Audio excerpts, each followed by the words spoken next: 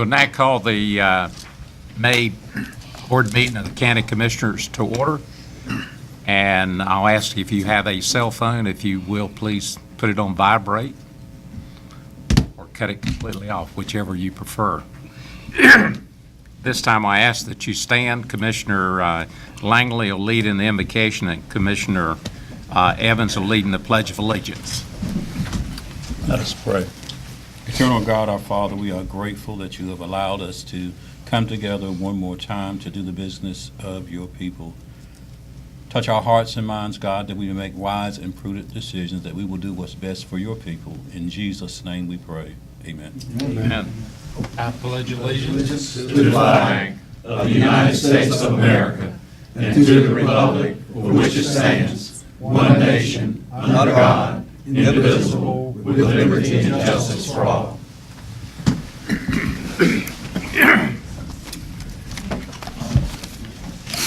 At this time, I'll ask if any of the commissioners has a conflict of interest as it relates to any of the items on the agenda tonight.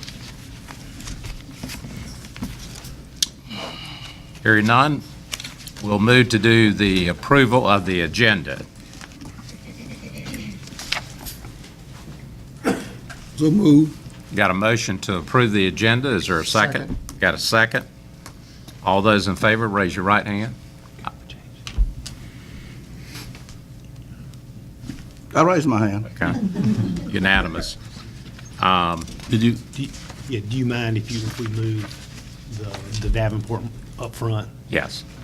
We'll do that. But since it was already on here, Thank you. it's in the approval.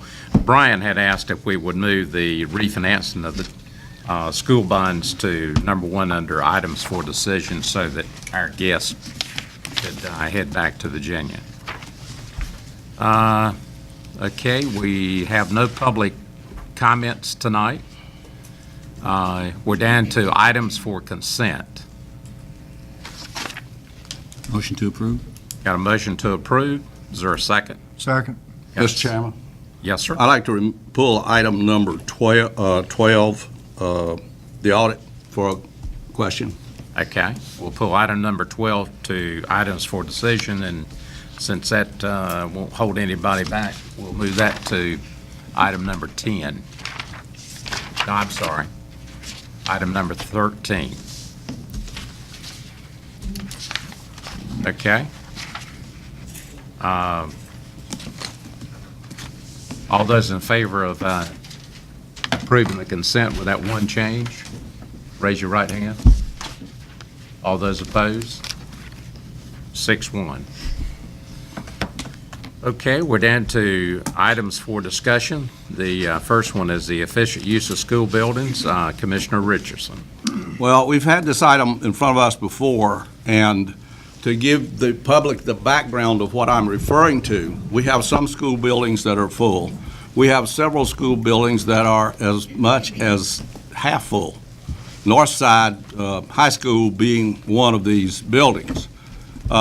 We have growth toward the center of the county around Washington and Chocowinity, and we have schools that have considerable free space in them in terms of student seats at Chocowinity, Northside, and other schools. Maybe Northside Elementary would probably be the only other ones. But this is what I'm saying is based on a study that was done by the architect who did a lot of the school designs about 4 or 5 years ago. And the study is in a blue book, so I call it the Blue Book Study. The Blue Book Study said that we had about 9,000 seats in Beaufort County that 100% would meet the State Department of Education criteria to put a student in, and that we had 7,000 students. And since that study, we have fewer students in the system than we had then. So I'm fearful that there is a movement, and my reason for bringing this up for discussion, and I'd like to hear how the other commissioners feel about this, so I'll put a question to them when I finish this preamble, and that is, the efficient use of our schools means that we should find a way to move some students into the empty seats in these schools. Now, you get accused of all kinds of things when you start talking about this. I'm talking about something that has been shown that it works, is when you move the whole class and all those students in X grade, whatever grade it is, that have been in school together and that know each other, when you move the whole class, you have very few problems. When you start splitting classes and separating friends from friends, you can have some problems. That's not the issue here. The issue is 2,000 empty seats in the school system is 2 schools at $12 or $14 million a school. Okay? So I'm fearful that the school board is going to come to us and start telling us that we need to build some new schools toward the center of the county, while the schools that are not full are going to continue to have their enrollment go down. And I just wondered if there's any other commissioner that wanted to have a statement about this. Well, Mr. Chairman, Yes, sir. I'm in favor of building a new school on the south side of the river and doing away with the 3 schools there in Chocowinity and the one in Aurora, building a K through 8. And I believe by closing those schools down, the amount of energy cost that they have and the maintenance that's is taking place and is going to continue to take place, that we could pay for the school out of that. And I'll have facts and figures on that shortly. Well, this is the kind of discussion that we need to be having, because I would very much like to see facts and figures that would show if you can justify making a $14 million investment based on just electricity and maintenance, that's going to be very interesting to look at. And I hope it's produced by the school board, by somebody that we can believe what they say. Produced by the school board. The point in this is, in order to do a $14 million school building, you're going to need to do a school bond. You're going to need to do another bond, and that means the taxes are going to go up to pay for this. The efficient use of the seats that we have in the system would tell us that all we have to do is to draw a few lines and reassign some students, and we don't have to spend any money, and we don't have to raise anybody's taxes. Well, we've got the software that has already been looked at, and if you were to redistrict Washington High School and Northside, you would have to come up, this is what the software said, you would have to come up to Old Bath Highway and send those kids at Old Bath Highway to Northside. Or you could come back around and pick up River Road, and you really have your hands full then. Well, has this study's been produced? Don and I talked about it, yeah. Well, Don, I'd make a request tonight, Mr. Manager. Would you ask the school superintendent to produce the study that Commissioner Brand is referring to? I'd be glad to. I didn't say it was a study, I said he has software Backing up now, you're that backing would predict where the district lines were at. Well, I got software that says otherwise. Okay, we got Commissioner Buzzio. Thank you, Mr. Chairman. The DPI, the Department of Public Information, did do a study on classrooms and seats, and they came up with that there was 2,100 seats empty. The problem with that, though, and then there was a height study, said that we only have 1,100 seats that are actually not being used. The 4 schools where the majority of these seats are is Aurora, Southside High School, Northside High School, and Northeast Grammar School. These other 1,000 seats that are out there could be empty. However, those classrooms are being used for exceptional students. Advanced college degree, you may only have 6 or 7 students or 10 students in that class, and there may be 20 seats in there. Advanced calculus, again, you're not using all the seats in that classroom, so they're counted in the DPI study, but they're not counted in the height study. Reading recovery, again, be a minimum number of students using a whole classroom, and second language students, just to name a few. So when you really begin to look at it, you're talking about maybe 1,000 seats that aren't being properly utilized. Now, this to me is a school board issue, and they have to address this issue, and they should be discussing this issue. I would agree with what Mr. Brindis, Commissioner Brindis saying, is that if you're going to start redistricting, we've got to look carefully at these lines, and you're talking about now moving children, young children, from Chuckawinity area out to Aurora. It's a 45-minute bus ride. You're talking about moving children from Washington to Southside High School. You're talking about redistricting maybe up to Slatestone, which is right outside the front of Washington High School, and moving those students to Northside High School. So this is not an easy solution. And I would leave this up to the educators and the school board to come up with something and then have discussions with us. But I can't see it reversed where we're telling them what they should do. Because just imagine the impact that this is going to have on students and families in this county. We're a large land county, minimum population, cut by a river. So when we hear these numbers thrown around of 2,000 here and 1,000 here, we got to be careful what we're actually talking about. And we're not just counting seats because these classrooms are being used. If you look now at, I'll briefly mention this, the legislative body in Raleigh has come up with a nice unfunded mandate about classroom size. They didn't talk to anybody from the education field. Now, they're giving us a 2-year moratorium, but they want to lower classroom size. Well, this county doesn't have any empty classrooms. You may be talking $1 million. You may have to fire 30 teachers or something. Well, maybe we can pitch tents out there. So this is not an easy issue that needs to be discussed, yes, by this board, but mainly by the Board of Education. And the impact it's going to have, these two issues, on this county within 2 years. We could be talking a lot of money. And just to say we're going to move students all over the place is not the solution. Thank you, Mr. Chairman. Well, I'm gonna let them, I don't want to say nothing, I'm gonna let them school board members take care of their business. Well, Mr. Chairman, if there's no one else, I want to ask Commissioner Buzzio if he can produce the DPI study for us, and the manager to work with him in getting that study so we can have it. I'd like to see it. I got it was from the school board. You referred to a specific study, sir, That's it, and I DPI hope that study. you can produce the facts instead of your opinion. Not my opinion, it's facts, Mr. Commissioner. Well, then, the school board will be able to verify this with a written report. Mr. Chairman, would you please make that request? Or Mr. Manager, excuse me. I call him Mr. Chairman.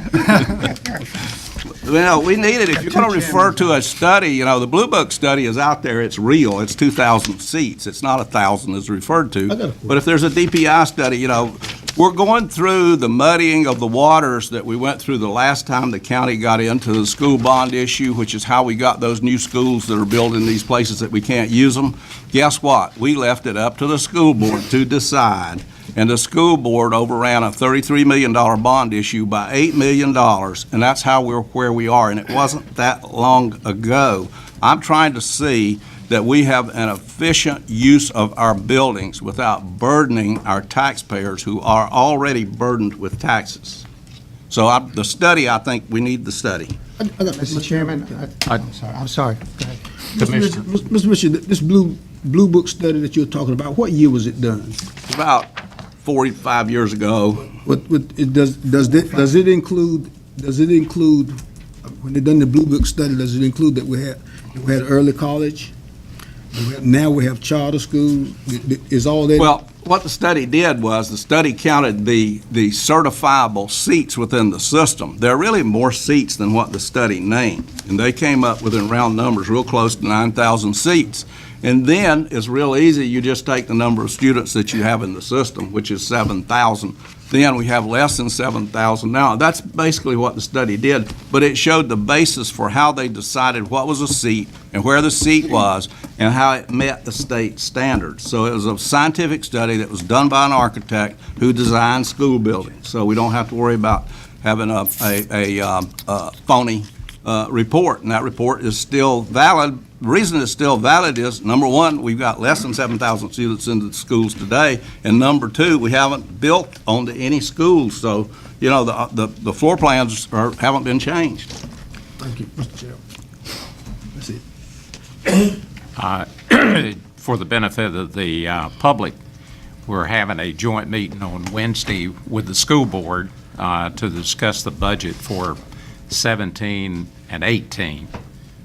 The only comment that I would make, if you look at the enrollment numbers over the last 5 years, it's basically flat at 7,000 students and a little bit of a drop in that. So I think the main problem we have is we've got the same enrollment and the schools are in the same place, but we've allowed for transfers to different schools, and that's filled some of it. And I think, according to the Washington Daily News, at the last meeting, I think that they've, once they get to 95% on the enrollment of the school, they cut out the transfers. So, right.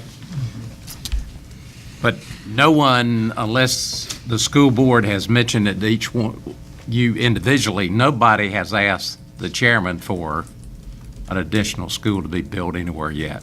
Me either. So, anyway, let's go to item number 2, the Finance Committee update.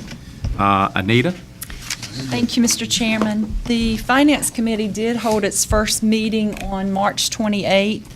The committee members that were present were Chairman Waters, Commissioner Brian Alligood, and myself. Since this was our first meeting, the first item of business was reviewing the committee charter and discussing the purpose for the committee.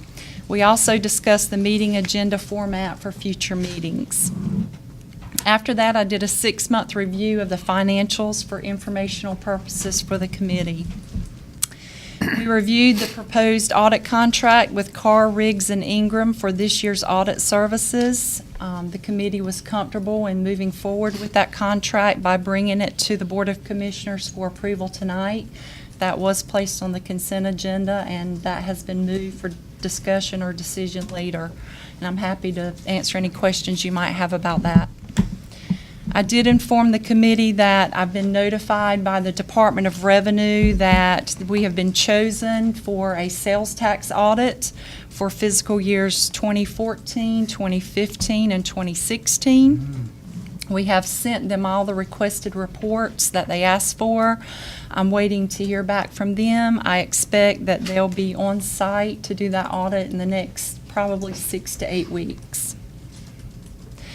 The committee reviewed travel expenses for the board and for the county manager for the first quarter of 2017. The next item was choosing a spokesperson for the committee, and unfortunately, I drew the short straw on that one, so that's why I'm speaking tonight. After that, we discussed an opportunity to refinance the 2008 general obligation school bonds, which the county would be able to save an approximate $140,000 over the next 11 years. There was a consensus among the committee members to take advantage of that bond refunding, and it is on your agenda for later this evening for a decision. We do have our consultant from Davenport with us, Mitch Berguglio. All right. And he and Brian will be going into more detail, and they're happy to answer any questions you might have about that. The final item was a discussion about establishing an employee fraud hotline. Brian is gathering more information and costs to bring back to the Finance Committee at our next meeting about that item. The next Finance Committee meeting will be held in this room on Tuesday, June the 20th at 3:00 p.m., and everybody's invited to attend. And thank you, Mr. Chairman. That's my report for the Finance Committee. Any questions of What time Anita? did you say that?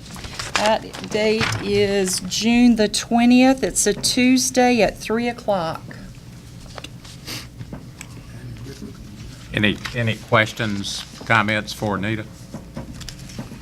She's done pretty good to draw the short straw. She sure did. Thank We knew that when we chose her. Okay, we're down to item number 3, the facility rental and security fees. Brian? Thank you, Mr. Chairman, members of the board. As you're aware, on occasion, we get requests for the use of our county-owned facilities, meeting rooms, things like that, by public and outside groups to use for meetings or other similar events. Currently, we don't have a uniform county policy for use of those facilities. Some of our departments have policies, but we don't have a uniform county policy regarding that. And we don't have a policy that addresses whether a fee is charged to recover costs associated with that.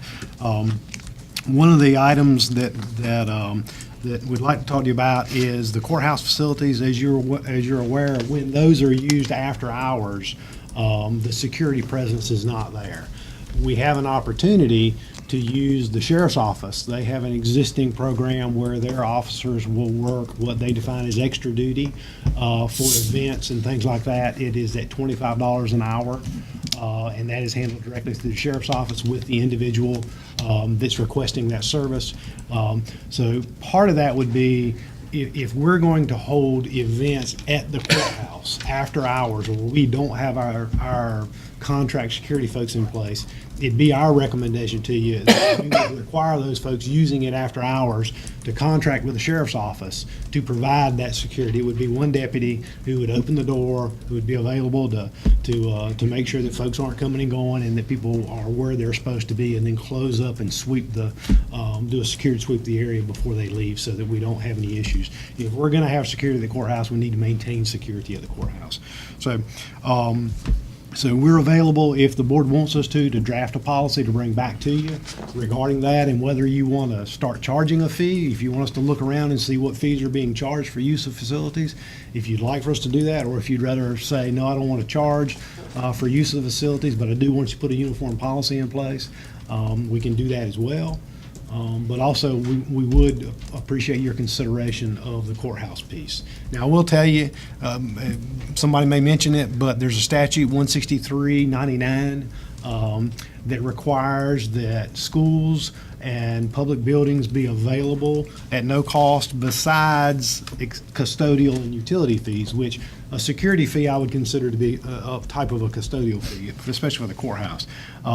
That is permitted to be used at no cost by political parties that are defined by GS 16396 for the express purpose of an annual or biannual precinct meeting and county and district conventions. So you can't charge those groups to use it outside of a reasonable custodial or utility fee, which, like I say, if they're using the courthouse, I would assume that we would couch that as a security or a custodial fee for that facility.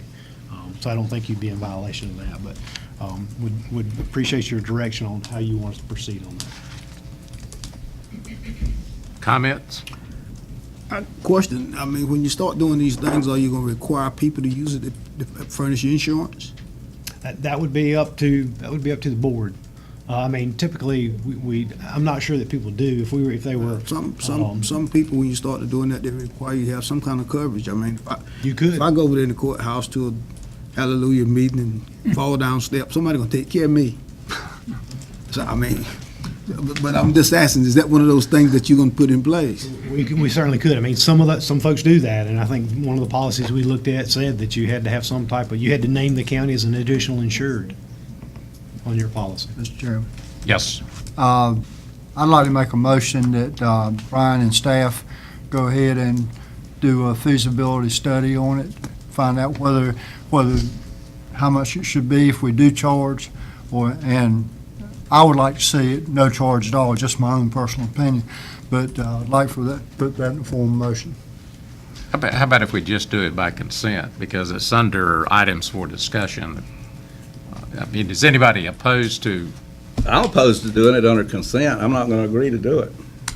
Well, are you opposed to him exploring the idea? Yeah. Checking with fees, checking Yes. around? Yes. You are? Okay, we'll move it to the next meeting, and we'll vote on it since it's under items for discussion.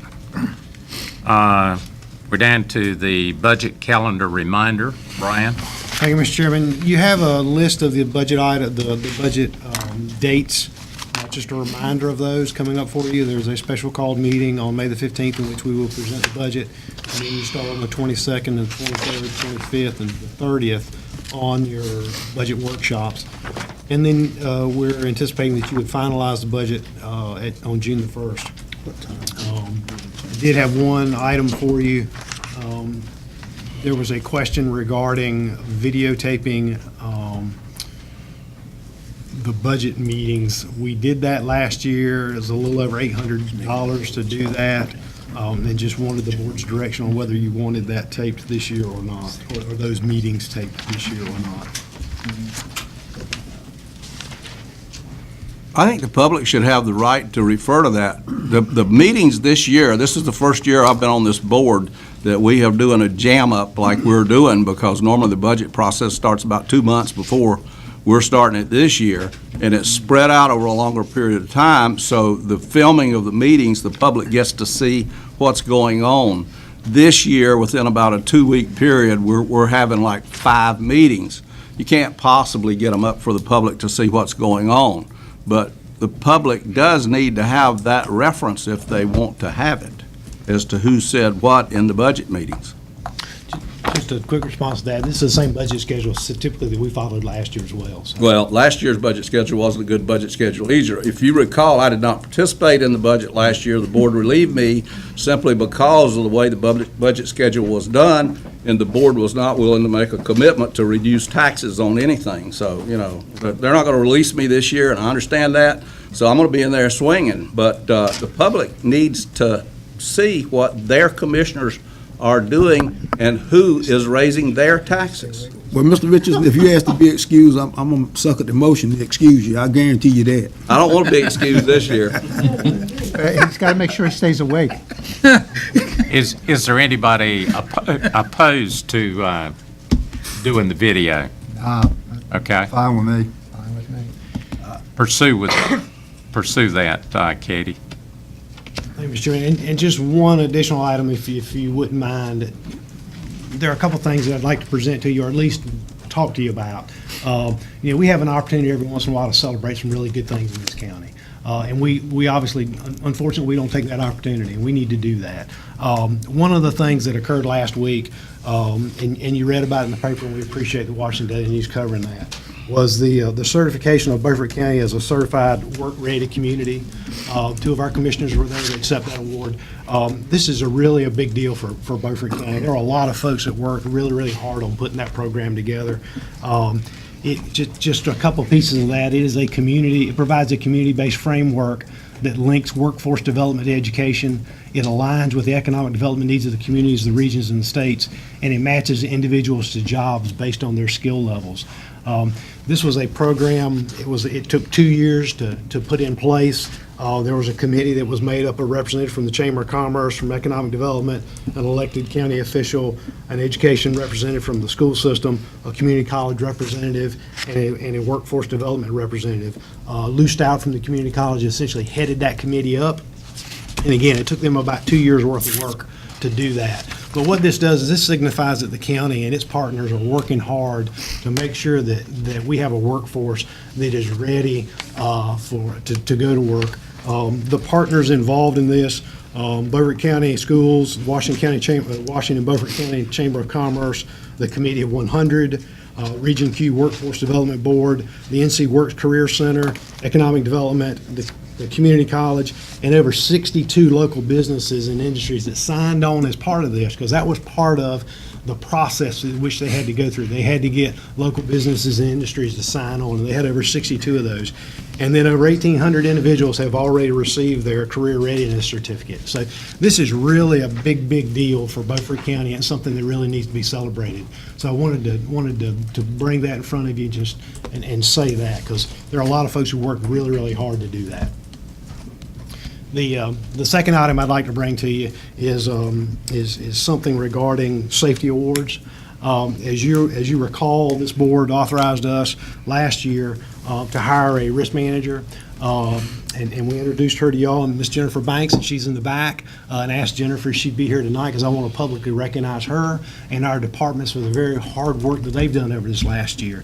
Every year, the Department of Insurance holds a safety awards program.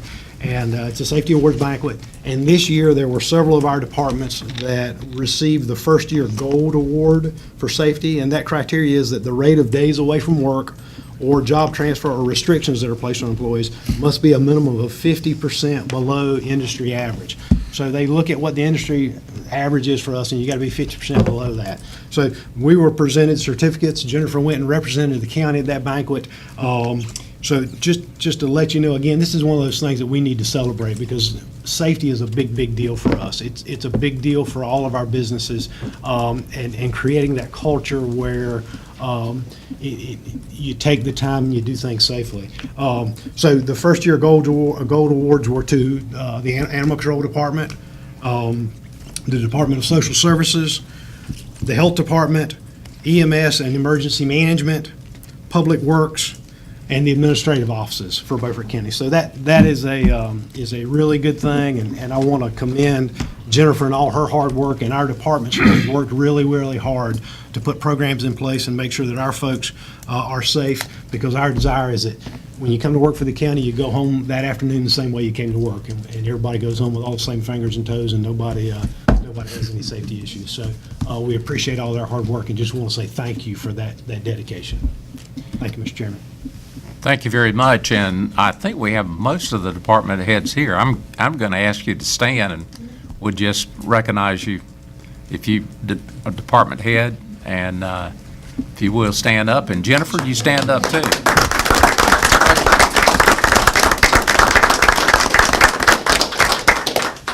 Thank you very much for the job you do each day. Okay. We've moved item number 9, the refinancing of the school bonds, up to the first item under discussion, and for your reference, that's page 393 if you want to follow along. So, Brian, I'll turn it over to you and a representative from Davenport. Thank you, Mr. Chair, members of the board. As you'll recall, at your regular meeting on April the 3rd, you authorized Davenport and Company to issue RFPs to financial institutions regarding the refinancing of the Series 2008 school bond, general obligation bonds. That process has been completed. There is a summary of that process, and the bids are included in your packet. Mr. Mitch Bergoglio, who is the Senior Vice President, we actually thought Ted was going to be here, but we're lucky to have Mitch. Mitch is not out of Virginia. He's actually out of the Charlotte office, so he probably has a longer ride than Ted would have had going north. So I appreciate you moving that forward for him tonight. But he is here tonight and answering those questions. In your agenda package, you have for introduction and consideration the following items, and we have to read those. A resolution of the Board of Commissioners of the County of Beaufort, North Carolina, making certain statements of fact regarding the proposed bond issue. And then number 2, the bond order authorizing the issuance of not to exceed $3,750,000 general obligation refunding school bonds of the County of Beaufort, North Carolina. Mitch will go through the pieces of that and talk about the bidding process. Also included in your packet is the sworn statement of debt by the CFO and the statement of estimated interest amount on general obligation bonds by the CFO. So I'll let Mitch kind of run through that and answer any questions you may have, and then we can move forward. Great. Well, Mr. Chairman, members of the board, thank you for having me this evening. As Brian said, in your packets, there's a summary memo prepared from Davenport. I may just quickly walk you through that. I won't go through all the details, but orient you to that and let you know what we did. So, as Mr. Alligood said, we have been working with staff on a potential refinancing for the 2008 general obligation bonds. And in order to further evaluate that opportunity, we distributed an RFP to over 50 national, regional, and local banking institutions. Reached out to all the bidders, answered any questions they may have, and as part of that process, the county received 9 responses to the RFP, which is a very good response level. People were interested in lending the county money and helping you out with your general obligation bond refinancing. I know sometimes you hear over 50 and we only got 9, but there's a lot of times where we only get a couple, 2, 3, 4 responses to RFPs. So 9 is a good level of responses to receive on this RFP, indicates good interest in the county, and the county certainly, the GO, has a good credit for you all. Of the 9 responses that we received, they're all summarized at the top of page 2 of the memorandum. In particular, the interest rates are summarized there on page 2. Wells Fargo provided the lowest interest rate of all the banks that responded, but but that interest rate cannot be locked in until just a couple days before closing. So you would be floating with the market with that Wells Fargo interest rate. There you go. Additionally, the Wells Fargo interest rate is subject to change after closing if there's a change in federal tax law. Wells Fargo would want to be made whole for any difference that they're receiving in their interest rate or their net interest rate because of a loss or a decrease in their tax exemption that they're able to take advantage of. The next two lowest interest rates. Hold on, does it work the other way if there's an No, sir. No, sir. Well, actually, the law right now is they would have an advantage if the tax bill went through. They would earn more money. And you would pay more interest. So the way it works right now is they offered an indicative rate of a 217. Again, that's not going to be able to be set until right before closing. But let's say right before closing it was a 217, and then down the road the maximum corporate tax rate was reduced. Wells Fargo is getting less benefit from their tax exempt interest rate. Oh, okay. Right, because they're paying a lower tax rate, they get less benefit, and so to maintain their after-tax yield of a 217, they would pass on a higher interest rate to you all. What do you think that the tax rate might be? I mean, If you got that answer, you won't be doing what you're doing. Won't be heading back to Charlotte today. I mean, what I'm saying is it's not going to go up 2 or 3% or anything like that. You wouldn't think. Cool. Who knows? I honestly don't know. Just a question. Yes, sir. Do we have the opportunity to bail out if we don't like it? Well, under the Wells Fargo option, you would have the ability to prepay it, and we're going to get to that in a second. You would have the ability to prepay it, but it's what is called a make-whole call, which basically eliminates any benefit of refinancing for economic purposes. You could still pay it off, but you would have to pay Wells Fargo the difference between the current market interest rate in which you refinanced and today's market. So, Are you saying that if the tax situation changes after we close on this bond issue, that we're obligated to make Wells Fargo whole? through a change in the interest rate, yes, sir. Let's say it Let me changes- just jump to the chase. We're not recommending you move forward with Wells Fargo. Oh, okay, all right. We've got some better options here, so Oh, I just, all right, I okay. just didn't Well, want go you to ahead and throw see them in that. trash and let's get on to something worthwhile. That's right. So I just didn't want you to see the lower interest rate and ask why we're not recommending that. So the next lowest interest rate is Pinnacle Public Finance. They offered a 2.22% interest rate. That's fixed through maturity of February 1 of 2028. When they submitted that interest rate, they did not have full credit approval at that time. Since then, we have spoken with them. They've gone through their credit approval process, and they have approved the county's credit, subject to proper documentation, which is going to be the case for any of these banks. We have to make sure we document it properly, or else that credit approval isn't going to hold. So that Pinnacle Public Finance rate of a 2.22%, that's held firm through closing, and that's going to be fixed through the life of the bond issue, not subject to change. We do have the ability to prepay that interest rate after February 1 of 2022. So before February 1 of 2022, we're not able to prepay it, but after that, we can pay it off at par, no penalty. So fair amount of flexibility there with the prepayment provision. The second lowest, or the next lowest interest rate was BB&T at a 2.3%. Again, you're fully credit approved with BB&T, fixed through final maturity of February 1 of 2028. That rate is held firm through closing. With BB&T, they gave you an option for prepayment. You could prepay it at any time with a 1% penalty, or you could choose to have it non-prepayable for the first half of the loan and then prepayable with no penalty for the second half of the loan. Very similar to what Pinnacle Public Finance offered. So when we take Wells Fargo out of the mix because of what we've talked about, we've compared the Pinnacle and BB&T bids on page 4.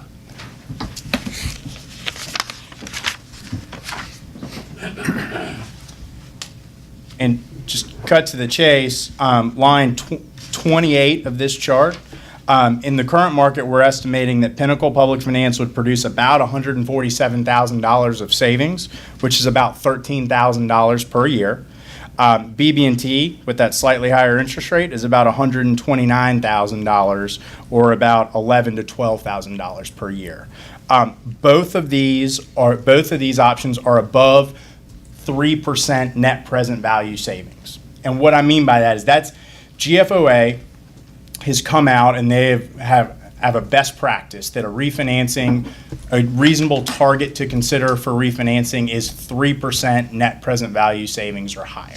So both of these are certainly above that 3% threshold and are producing about, in Pinnacle's case, about $13,000 of annual savings for you all. So we kind of meet that baseline GFOA LGC threshold of 3%. It's about $13,000 per year, about $147,000 in the aggregate.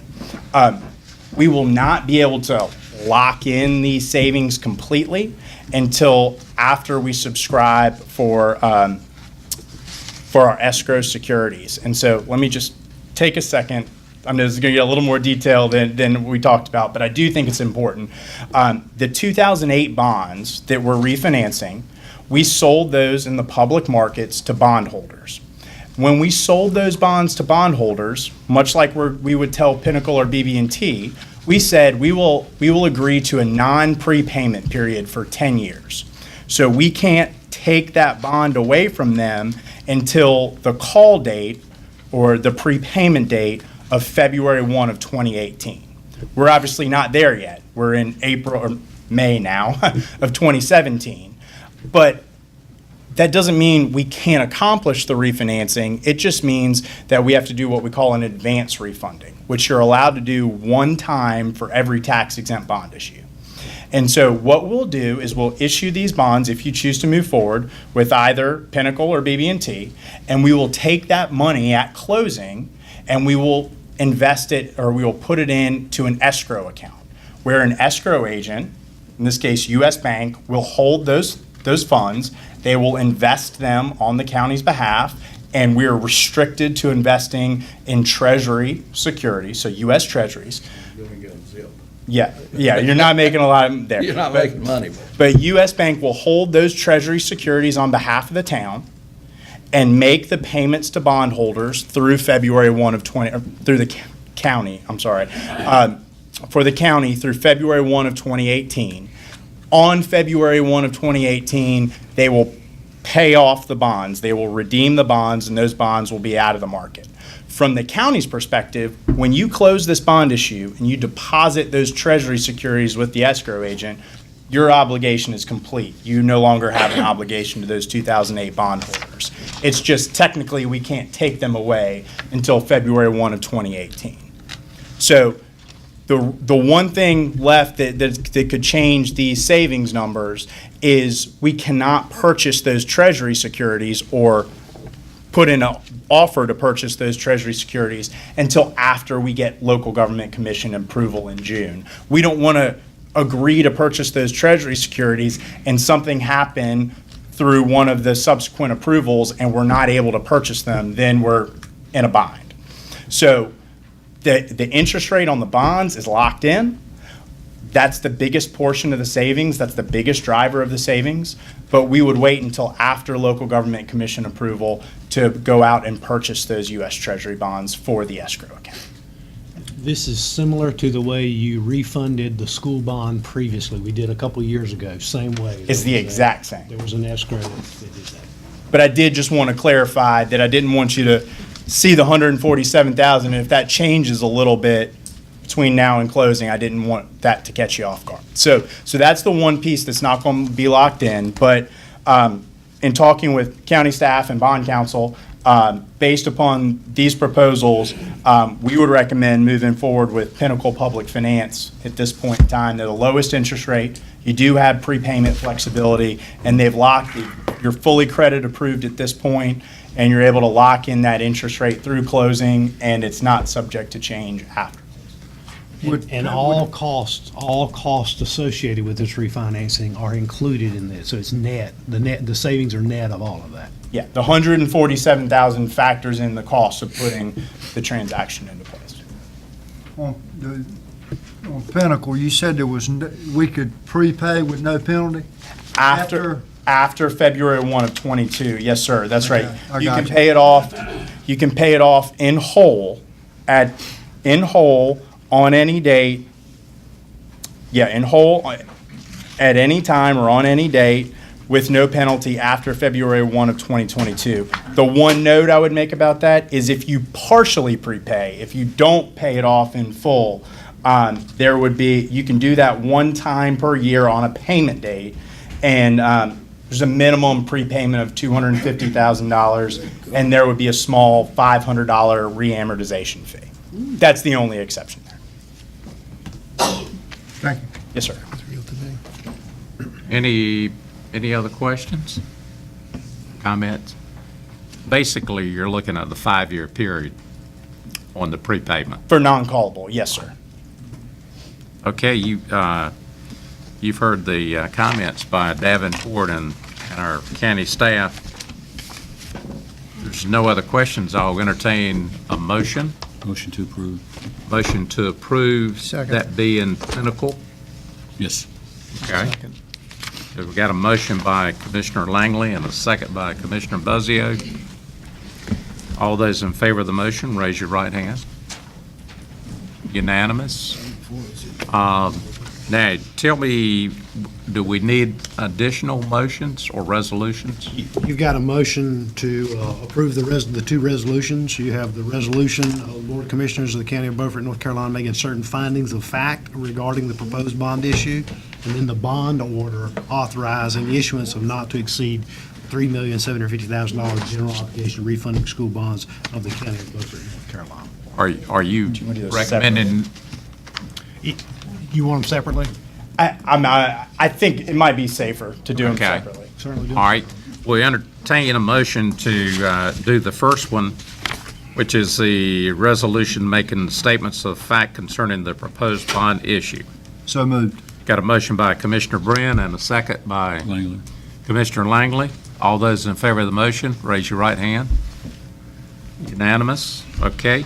Now we entertain the second motion, being that the bond order authorizes the issues not to exceed $3,750,000. Did I say that wrong? $3,750,000 general obligation refunding school bond of the County of Beaufort, North Carolina. So moved. Got a motion by Commissioner Brin, second by Commissioner Buzzio. All those in favor of the motion, raise your right hand. Unanimous. We got them all covered? I think that's it. Good. I'm not the attorney, but I'm pretty sure that's right. Somewhere I was reading that Anita had to verify the debt, and you've done that. She has. That's included. Those are the two items that are included in the All short right. statement of debt and the interest. Thank you very much. Thank y'all. Have a safe trip. Business. Okay, and that was item number 9. Now we're going to move to item number 1. That being the animal control purchase. Carney?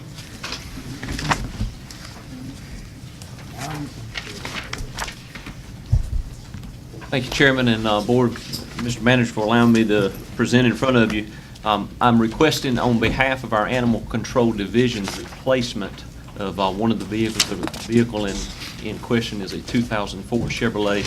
It's currently not running at this time. And I'm sure you have in your packet, we're asking for $32,500 for replacement of the vehicle, for it to be replaced with a 4-wheel drive vehicle, and also a 2,500, or what would be considered a 3/4 ton vehicle, for the use that is of two trailers we have in the Animal Control Division. What you pull those trailers with now? Right now, trucks borrowed from emergency services or another division to be able to pull them. How often do you have to use them? I mean, the It's- horses and... It's really up to the cause, but it's not something that happens every week by any means. And Billy, maybe monthly or even bi-monthly as comes in, but it's really at the request of whatever's going on in the county at that time. think one of the other issues is Billy's not been fully staffed, so he's been able to take his officers and let them move amongst vehicles. This vehicle is not working and is not in a position to be repaired at any effective cost. I understand that, but my question was, I mean, he was asking for a four-wheel drive. My question was, what have they been doing? Yes. I want to know why did Yes, sir. why did you need it? That's what, I mean, I know you're understaffed with vehicles, but I was just wondering, we hadn't had a four-wheel drive 250 before up until now. That's what I was trying to clear. Sure. Commissioner Booth, this request is for a 3/4 ton. The truck we're replacing is a 1/2 ton, but it is a four-wheel drive. It is the only four-wheel drive that Animal Control has, and I know it's not something we would want in every vehicle, but it is good for them to have one quite frequently on rainy days or stormy days. The current 1500s can get stuck just pulling off on the side of the road and have to call for another Animal Control truck to come and move them. So we are asking for the four-wheel drive. It's specifically when we're pulling those trailers up and down paths and things like that. Is it a vehicle you're going to use every day? It is going to be utilized every day. And you said that the half-ton that you got now is not working at all? It's currently not running. What's wrong with it?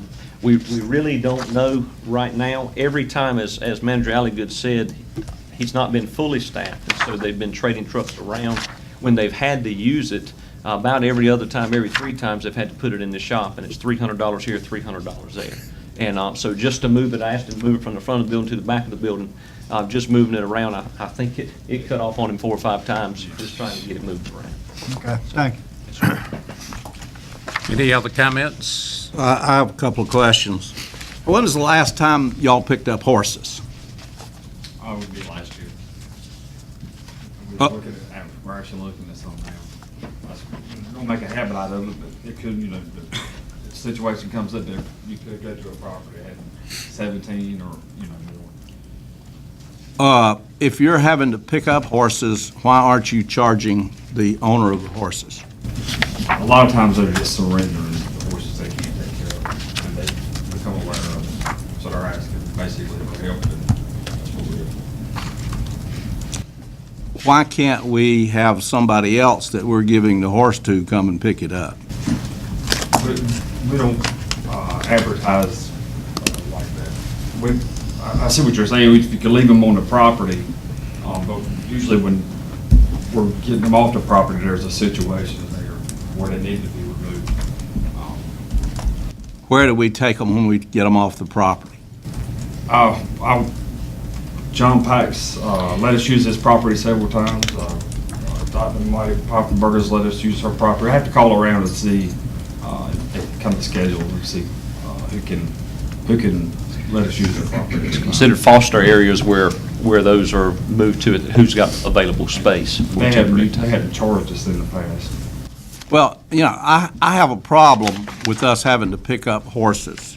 I have a problem with picking up horses, for one thing, because we have had some real disasters in the past with picking up horses.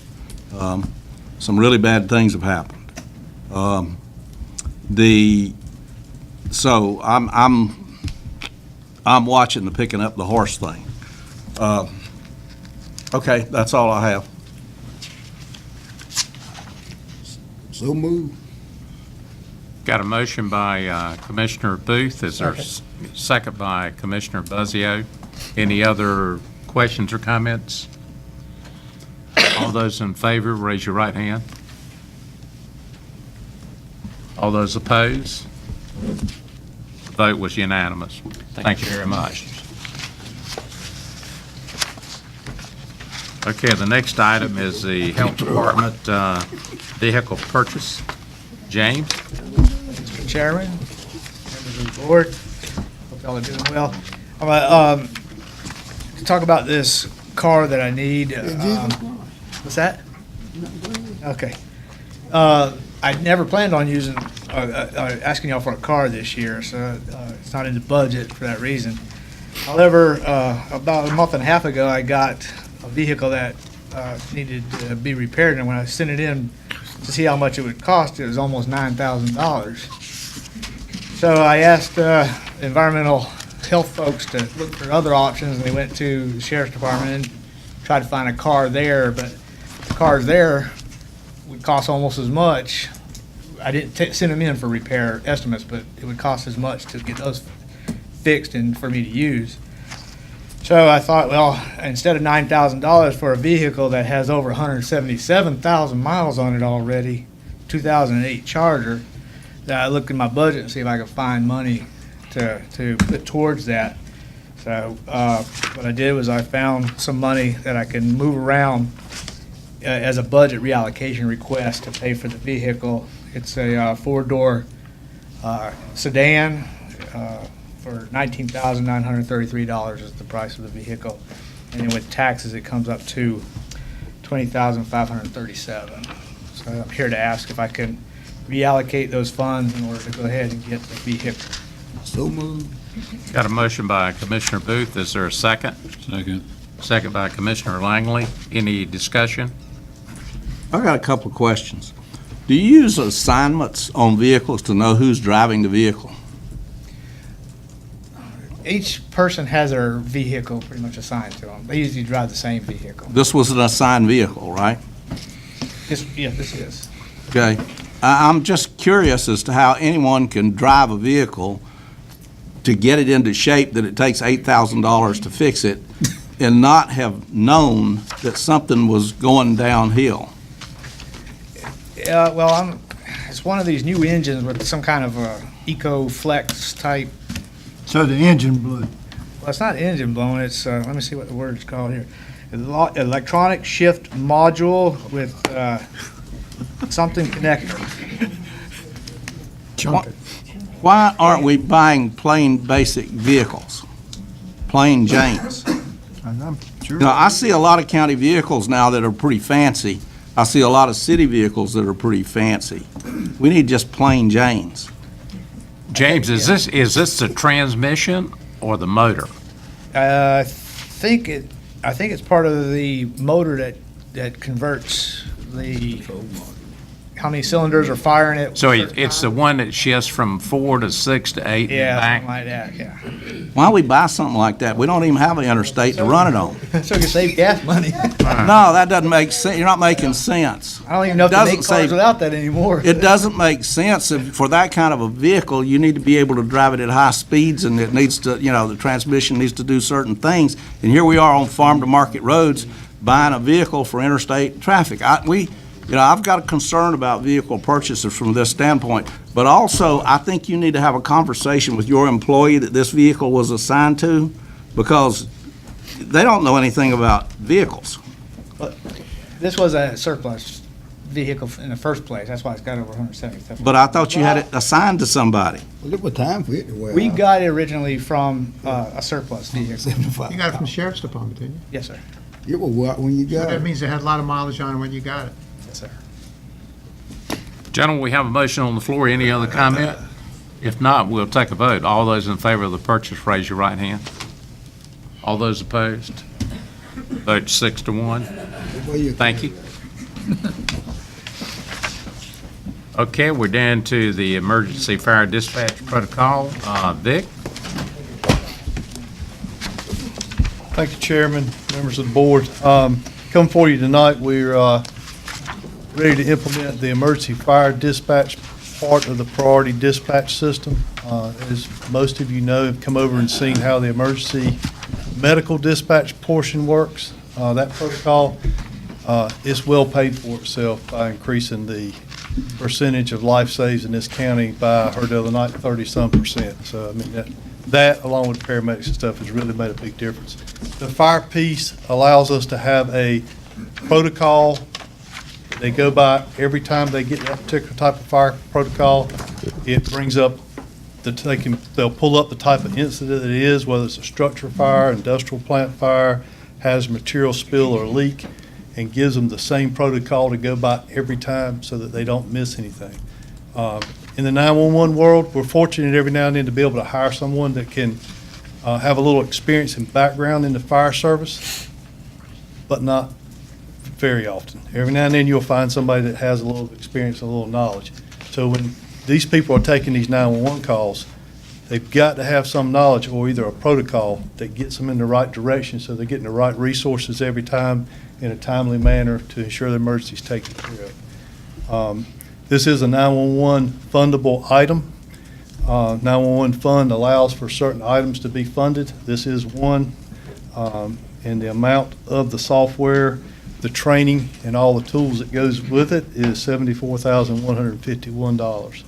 So I'm asking for permission to move forward with implementing the emergency fire dispatch. Be glad to answer any questions you may have. Mr. Chairman. Yes. Vic, when would this be up and running? If it's approved? Once we issue the PO, we're probably looking at 6 weeks at a minimum to start the training, probably looking more, probably 90 days before we get the training scheduled. And I believe you said it's fully funded by the state.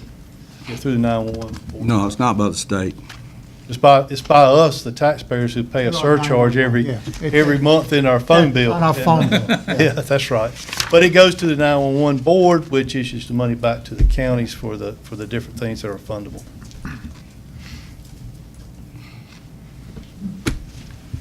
Can I, So moved. got a motion? Second. I have some. Got a commotion, I mean, have some questions. got a motion by Commissioner Evans. Is there a second? Second. A second by Commissioner Buzzio. Nay, Commissioner Richardson. Okay, Vic, I want to ask you a really embarrassing question.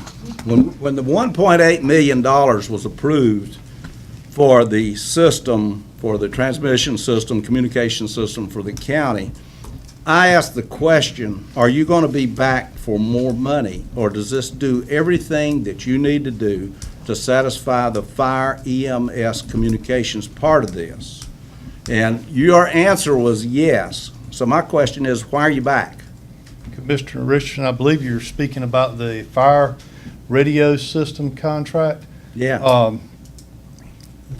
That's the emergency radio piece. This is the 911 operations within the 911 system. I was on that committee prior to becoming an employee with the sheriff's office. And it ended up being in there kind of the go-to guy along with the manager to see all that happens. That was something that the fire service needed to increase their radio coverage and their paging capabilities. That's the radio transmission piece. These are two separate items. This is software that builds protocol that ensures that every taxpayer in this county is getting treated the same every time they call 911. What's that? EFD was approved in this budget. Yeah, it was approved in this budget. EFD was. I mean, we had it in the 911 portion of the budget.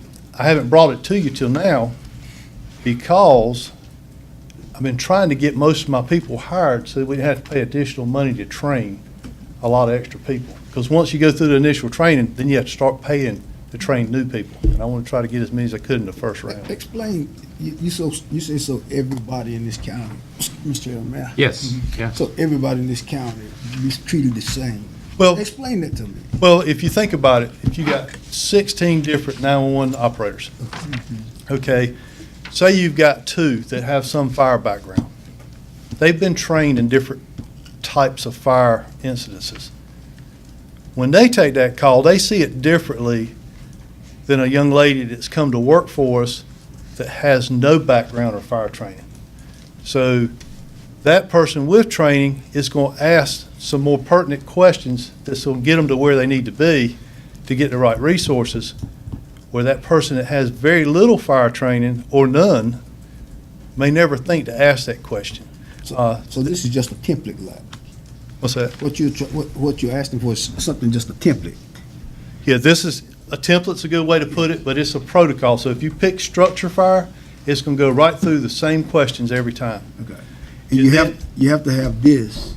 You just can't tell your operators to do that. This template that you're getting now will do it for them, or is it something that? No, they're going to do it. They're going to ask the questions. Those of you that have sat in and seen the EMD process, it gives them the question. They go right down it and read every single question. Once they get to a certain point, it gets to a send mode. That's when they dispatch the fire department, EMS, get them rolling. So one of the other telecommunicators behind them gets the signal, they dispatch them. From there, the telecommunicator continues with the process of helping them escape this emergency. and to make sure that other bystanders are safe and kept at a safe distance from the emergency so nobody gets hurt while they're waiting for emergency responders to arrive. Thank you. This sounds like something you need in downtown Charlotte. But at any rate, how much money is left in the 911 fund when we spend this money? We would have to go back and get you that number. Any number I gave you would be pulling it right off the top of my head right this minute. I think it's about 500,000. Yeah, it was high fives when we looked at it. Maybe 570. Yeah, something like that, so. That's allocated to Beaufort County, but we have to submit. No, that's not our annual allocation. That's the amount that we have in fund balance. It's a sinking fund. Oh, okay, I got You it. pay, I got it. yeah, off your phone bill is 69 cents, I think it is, that every month is collected, and then that goes to the sinking fund. It's currently right now 60 cent per phone every month. Is it 60? There was a movement to try to push that up to 70 cent last month, and that was stopped, so, I mean, it's, Well, there's no point in it. there's really. enough money there to do what needs to be done. We just have to use it wisely. Unless they change the law, we can go to $1. But I was on the board when we reduced it because we were accumulating money, and it was just sitting there doing nothing, and it's better off in the taxpayer's pocket than it is in some sinking fund I somewhere. think it's the state of Florida or somewhere, it's like $3 and something per line. Just a clarification on that, a couple of years ago, the state took that over. You no longer have That's right. control over that. That's right. The state We had is- control. You have to go to the board, but it's still in our sinking fund. It is money that comes to us, but the state is the one that controls that. That's revenue. correct. You don't have that local control like you Yep, used to they have. set up that a local board. control. Okay, Commissioner Evans? I've sat in the 911 center with Vic, and again, a lot of things happening in there, and like Vic said, with that protocol, you're asking specific questions.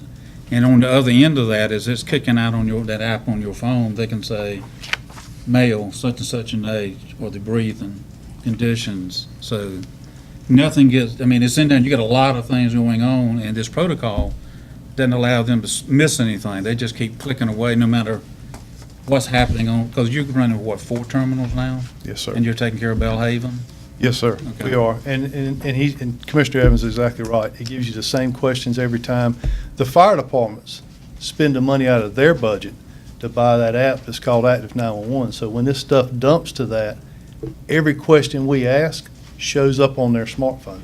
So they get a lot more information pre-arrival, which allows them to be more efficient and safer when they get there. Now, is this information, when the questions are being asked and this is showing up on the screen, is it the answer being recorded into a database? Yes, sir. And we can go back and pull the database up 3 years from now Yes, sir. I and can tell run- what happened? We can run reports on it. We can look at call answer times. We can look at the types of calls, the numbers of calls for that particular type of incident. We can look at all that stuff. In fact, that's something that's required in the QA. That's right. They have to go back and review a certain number of calls and make sure that the folks are doing it right. That's part of the process in the EMD and the emergency fire dispatch as well. Yeah, at the state 911 board meeting last Friday, the state board voted unanimously to move forward with tagging onto a bill to require all 911 centers in the state of North Carolina to be emergency medical dispatch trained, the EMD piece that we did last year. I think as things move forward, you'll see it on the fire and the law side. There is already some wording in NFPA that's pushing towards the fire side, but it's not mandatory for the fire side yet. But it's a very good way to do it. Keeping it civilly, it keeps you out of the courthouse because you're doing it the same way for everybody every time. Mr. Evans? I think you and I and Brian got to hear some of their success stories last week when we were down, when they had the firemen's awards and all that. And you could tell it was an emotional thing when this process does work, the protocol works, and people walk out of the ER alive. I mean, it's incredible what their success stories have been just by this one. Yeah, your comment, 37%, there was 37 individuals that walked out of the hospital. 37. Okay, is there any other commissioners not had a chance to say anything? Okay, all those in favor of the motion, raise your right hand. Unanimous? Thank you, Dick. Thank you, Mr. Chairman. And I'd like to invite anybody that would still like to come and sit, to come over to 911, make an appointment with me, and we'll set it up so you can see it work. I'd like to do that. I did it one time, but I'd like to, when you get this new system in, I'd like to see that. Okay, we're down to item number 4, the fiscal year 16-17 budget amendments. Anita? Thank you, Mr. Chairman. I've completed an exercise that I go through about this time every year, and that is that I go through a detailed review of every expenditure line item that we have in the county. And the reason I do that is I try to anticipate and estimate where I think we're going to be at the end of the year at June 30th in order to ensure budgetary compliance and to determine whether we need to shift any funds around between any lines or departments. We do need to shift some funds around this year. The main reason that we need to do that is because of Hurricane Matthew.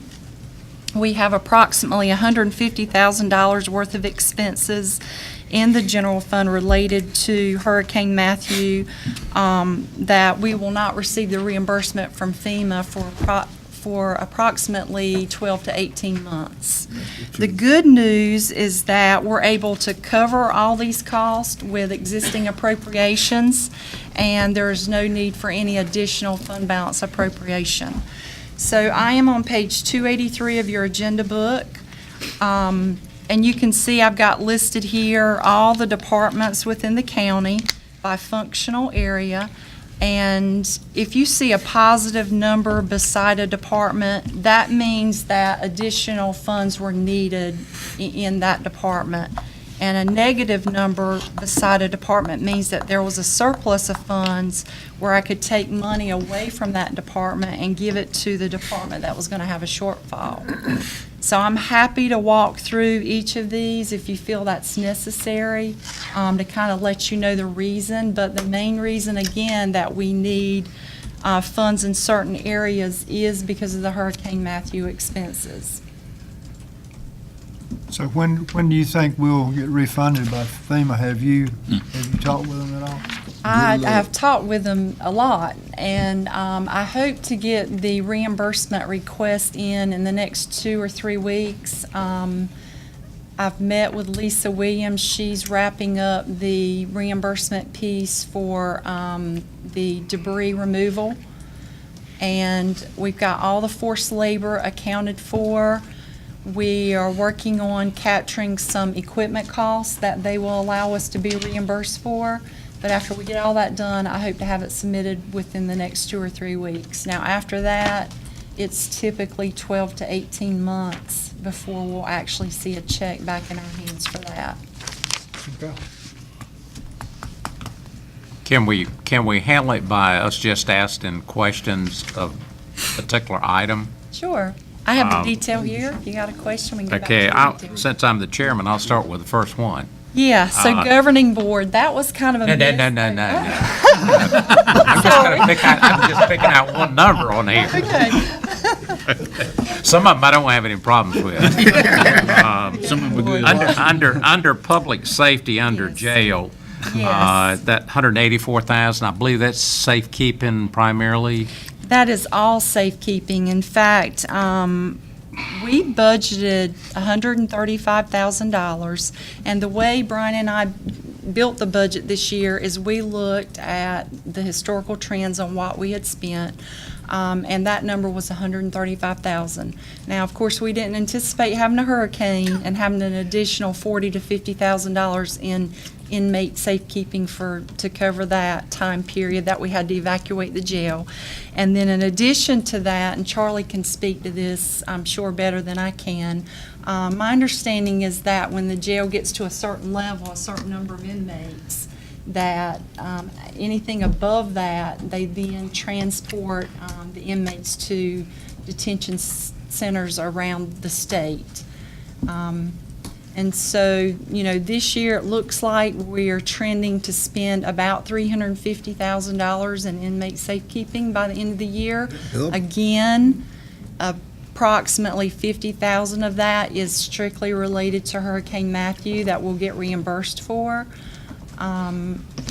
We're able to cover that. If you'll look just below the jail in communications, we're able to actually take the money, the $184,425 from communications where they had vacancies, where they had not filled those 3 or 4 EMD positions, and move that money up to the jail to cover those inmate safekeeping fees. Now, had they filled those positions and not had that vacancy and benefit money there to use, we'd be having a different conversation right now. I'd be coming to you tonight and saying, we need to appropriate $200,000 in fund balance to cover this. But, you know, the sheriff's office, they've been great. They've worked very closely with me to scale things back, to try to make it work. It's going to be tight, but Charlie and I and Vic and Lieutenant Bryan, we think we can make it work within the appropriated funds that we have in the current year. Thank you. Did you want to add anything? I had already, Nita had already answered that question, but I wanted everybody else to hear it. I got a question. Okay. I know Poe Matthew getting blamed for a lot here tonight, and rightfully so. But how long did we have those, if it's up to 350,000, did I hear you correct, 350,000, how long were they in safekeeping? Well, now, all of the 350 is not, you know, I know that, attributable but how long to did we have Hurricane people in Matthew. safekeeping? Was it about 12 to 14 days for the hurricane period? Because you have to, Yeah, that's right. It was right at 14 days where we didn't, well, non-full days that we had 0 people in our facility. That's right. As soon as they were getting in, we were taking them to other facilities.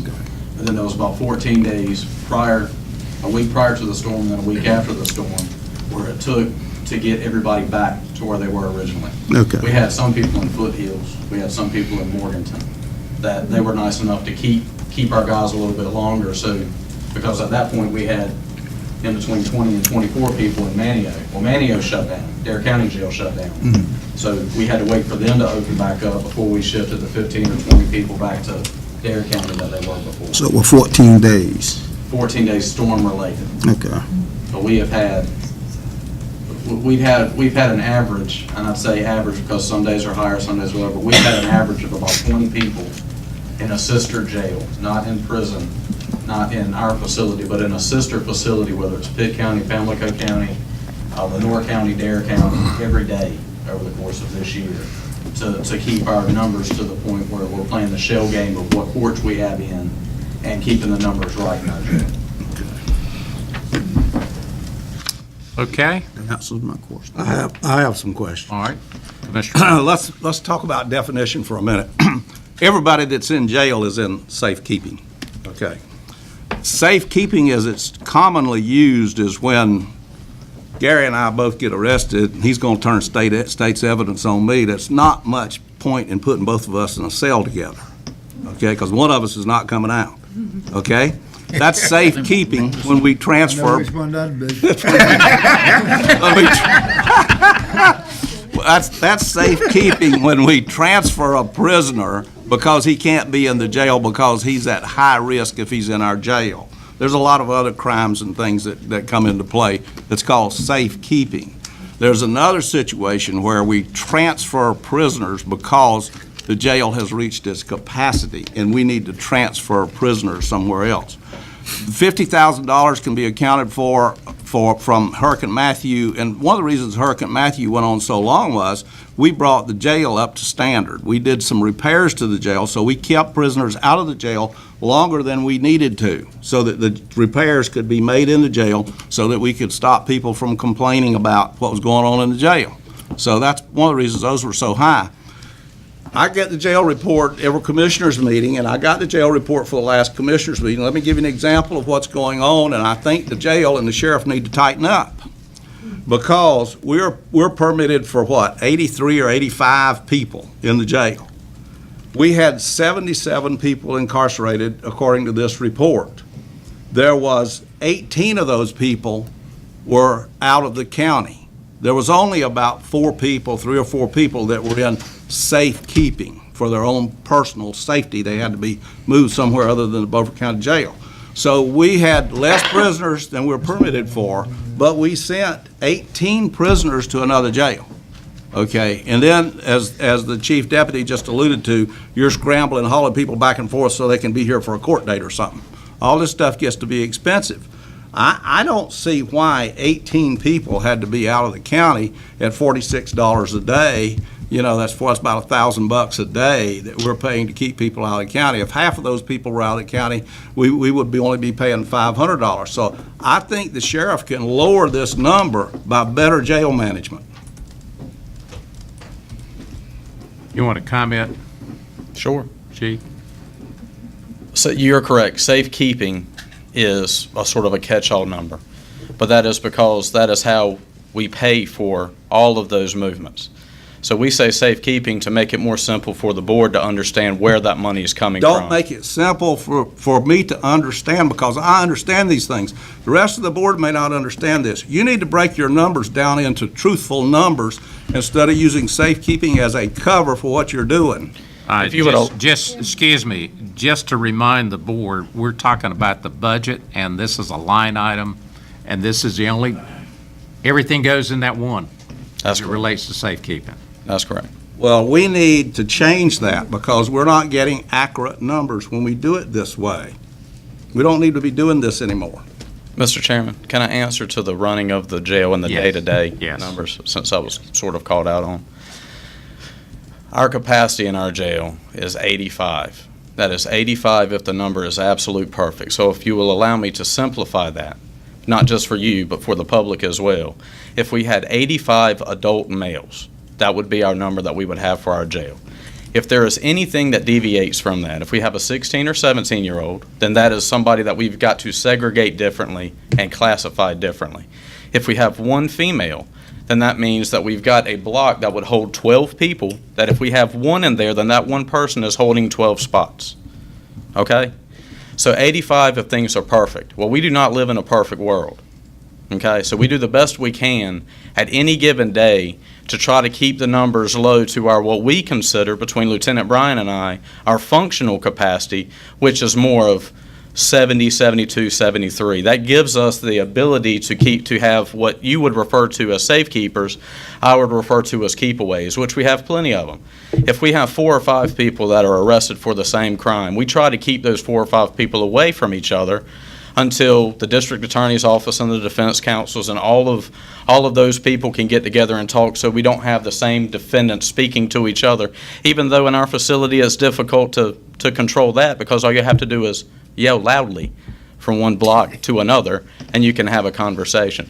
So sometimes we will actually, if we have 4 or 5 people, we will send them to another facility because it's a little bit more difficult to yell to Pitt County than it would be to yell to the next block. So we have a lot of things that go on that we try to do to make the system better. That does cost, but we're trying to do the best we can with what we have.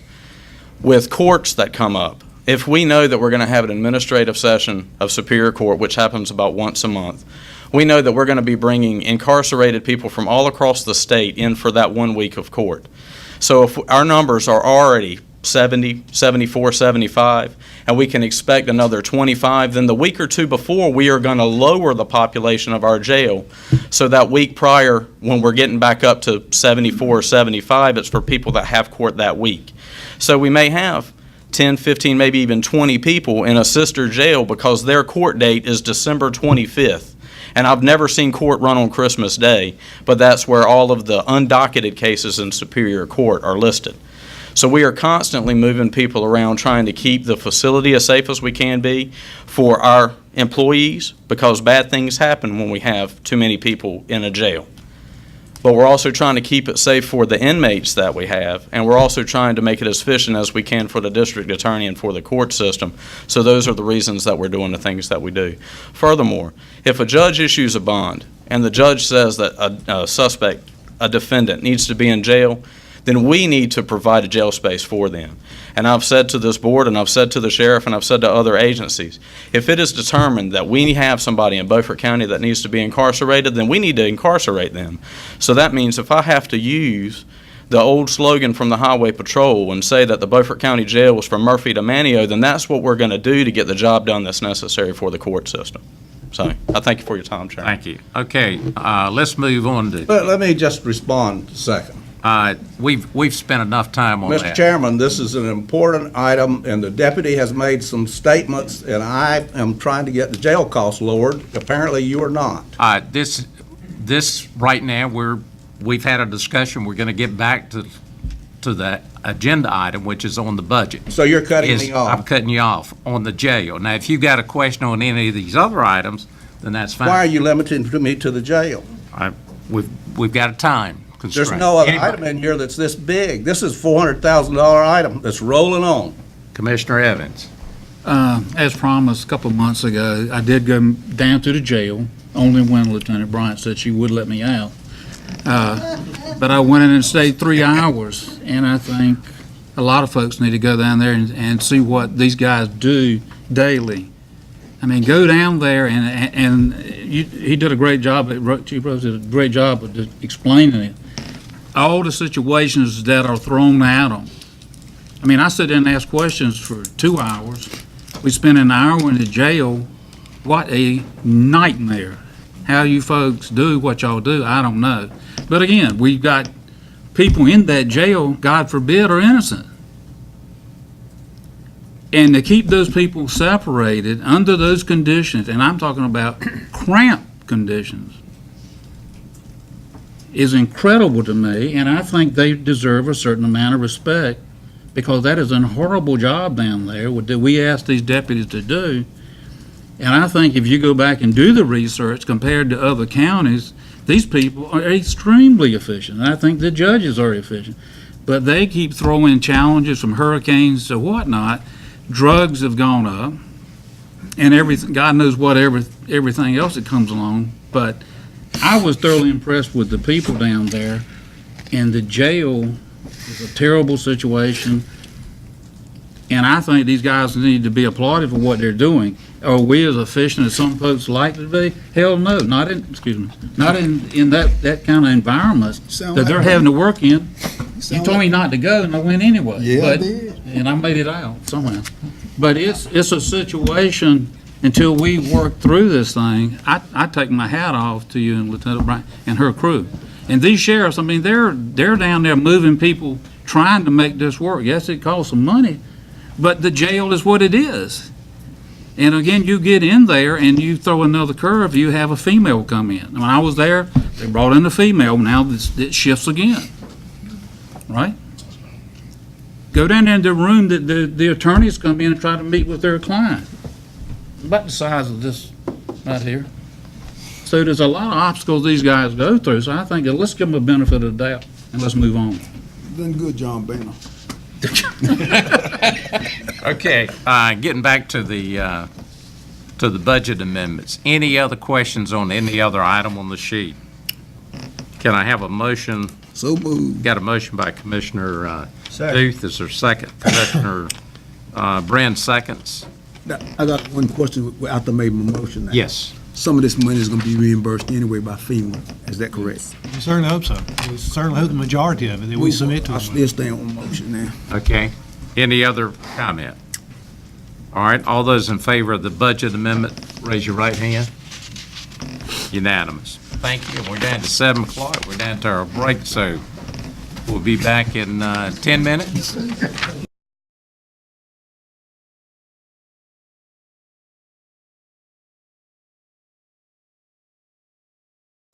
Brendan and I use it. Just got used to it.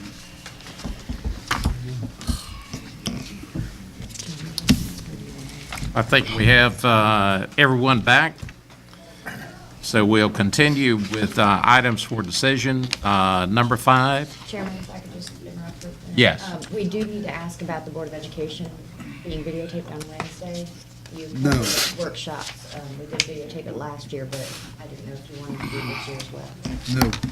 The joint meeting that's coming out on Oh, Wednesday. that's a waste. Well, it should be videotaped, because you got some hot issues that are going to be discussed. Board brought up last year this building of the new school building.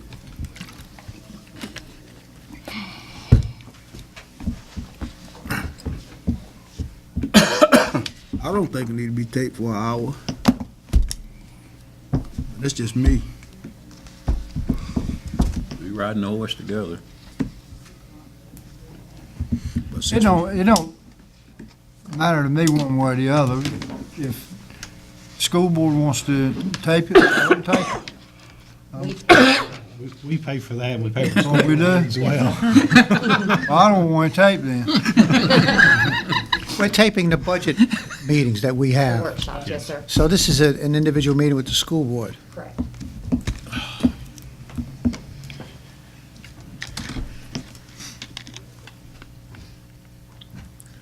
All right, we'll stay up, mate. I guess you had to find a vote. Okay. Who wants to make a motion? I move that we take the meeting. Got a motion on the floor to take the meeting. Is there a second? It dies. Just say $800. But just for clarification, because Commissioner Brand asked that, the Board of Education meetings are taped, and you do pay for that in the budget. Yeah. Well, that's good to know. I didn't know that. I thought they paid it out of their money. No. Okay, we're down to item number 5, the building inspection supervisor is required to attain the minimum level certification. Commissioner Richardson. Well, I attended the code board meeting last week that had to do with our building inspector providing information that led to the demolition of the hospital in Bellhaven. And at that particular meeting, one of the first question that the chairman asked is, are any of the supervisors of the code official, do they have any building inspection licenses at all? And of course, the answer to that was no. And discussions that I've had with the investigators up there, they feel like one of the ways to stop, and I want to use the word corruption, because that's what this was, corruption within these ranks is to have more than one person licensed within the chain of command. That way you have people that are checking each other. And for those of you that don't know, the code board decided that what Brandon Hayes did, he was not authorized to do under the laws of the state of North Carolina. He did not have the qualifications and the license that he needed in order to do the kind of inspection that he did to, as the judge put it, condemn the hospital. And regardless of what people try to tell you, I was sitting in the court for the trial. The judge relied on that report, and the judge refused to entertain affidavits to attack Brandon Hayes' report, led to the demolition of the hospital. This is a serious event.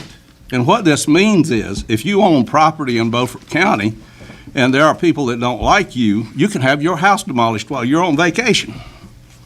Because that's essentially what happened here with an illegal investigation, an illegal report that should never have been written to begin with, collusion among the county attorney and the attorney for the opposing side, collusion among our officials resulted in the loss of a $6 million building for Beaufort County. So I'm making my motion again. This board has refused to take a position on whether what the county officials did was right, to admonish them in any way. So I'm making my motion again in order to stop corruption in Beaufort County, that the supervisor of the building code officials obtain the minimum level of licensure so that we have 2 licenses to lose when people go do things that are illegal. Got a motion? Is there a second? Okay, it dies of a second. I'm going to allow our county manager to speak on this agenda item. I will need to answer on this agenda item, Mr. Chairman. If you're trying to shut me down like you've been doing, then you need to understand that this is a fair playing field, and when accusations are made, I don't mind him answering, but we need to be able to answer each other. Well, this is not a courtroom, but I'm going to allow him to respond since you made an acquisition. And you're not going to allow me to respond? I'll allow you to respond one time, and that'll be the end of it. If you don't mind, I'd like to speak to the podium.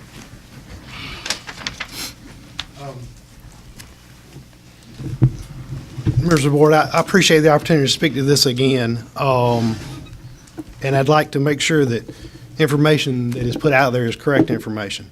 So first of all, let me preface my comments by saying that I have had none conversations with the investigator from the state of North Carolina or anyone from the state regarding this matter, okay?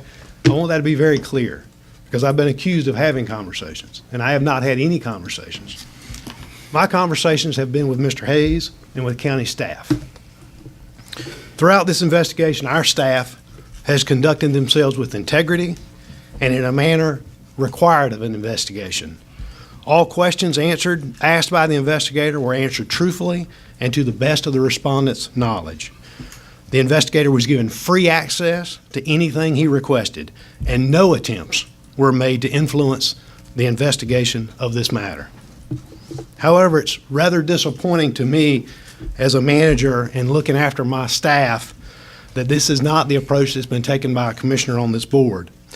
It is my understanding that although he did not submit or sign the complaint filed with the state, he made phone calls to the investigator. He submitted a video to the investigator that was taken in 2014, a few months after the hospital was closed, when the utilities were still connected. And I'm not sure why you would submit such a video, except in the conclusion that there was an attempt to represent that that was the condition of the hospital at the time the inspection was done. And I'd like to show to you what the interior of that hospital looked like.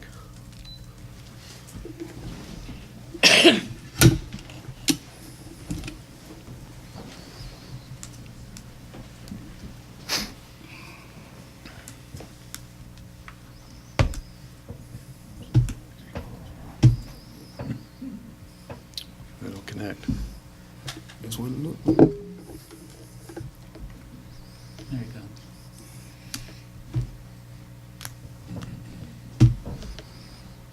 I can't, hang on one second.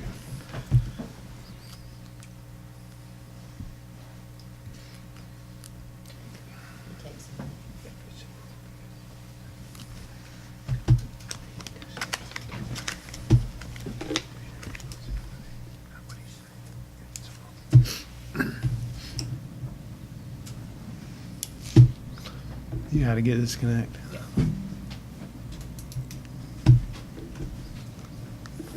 Keep hitting connect.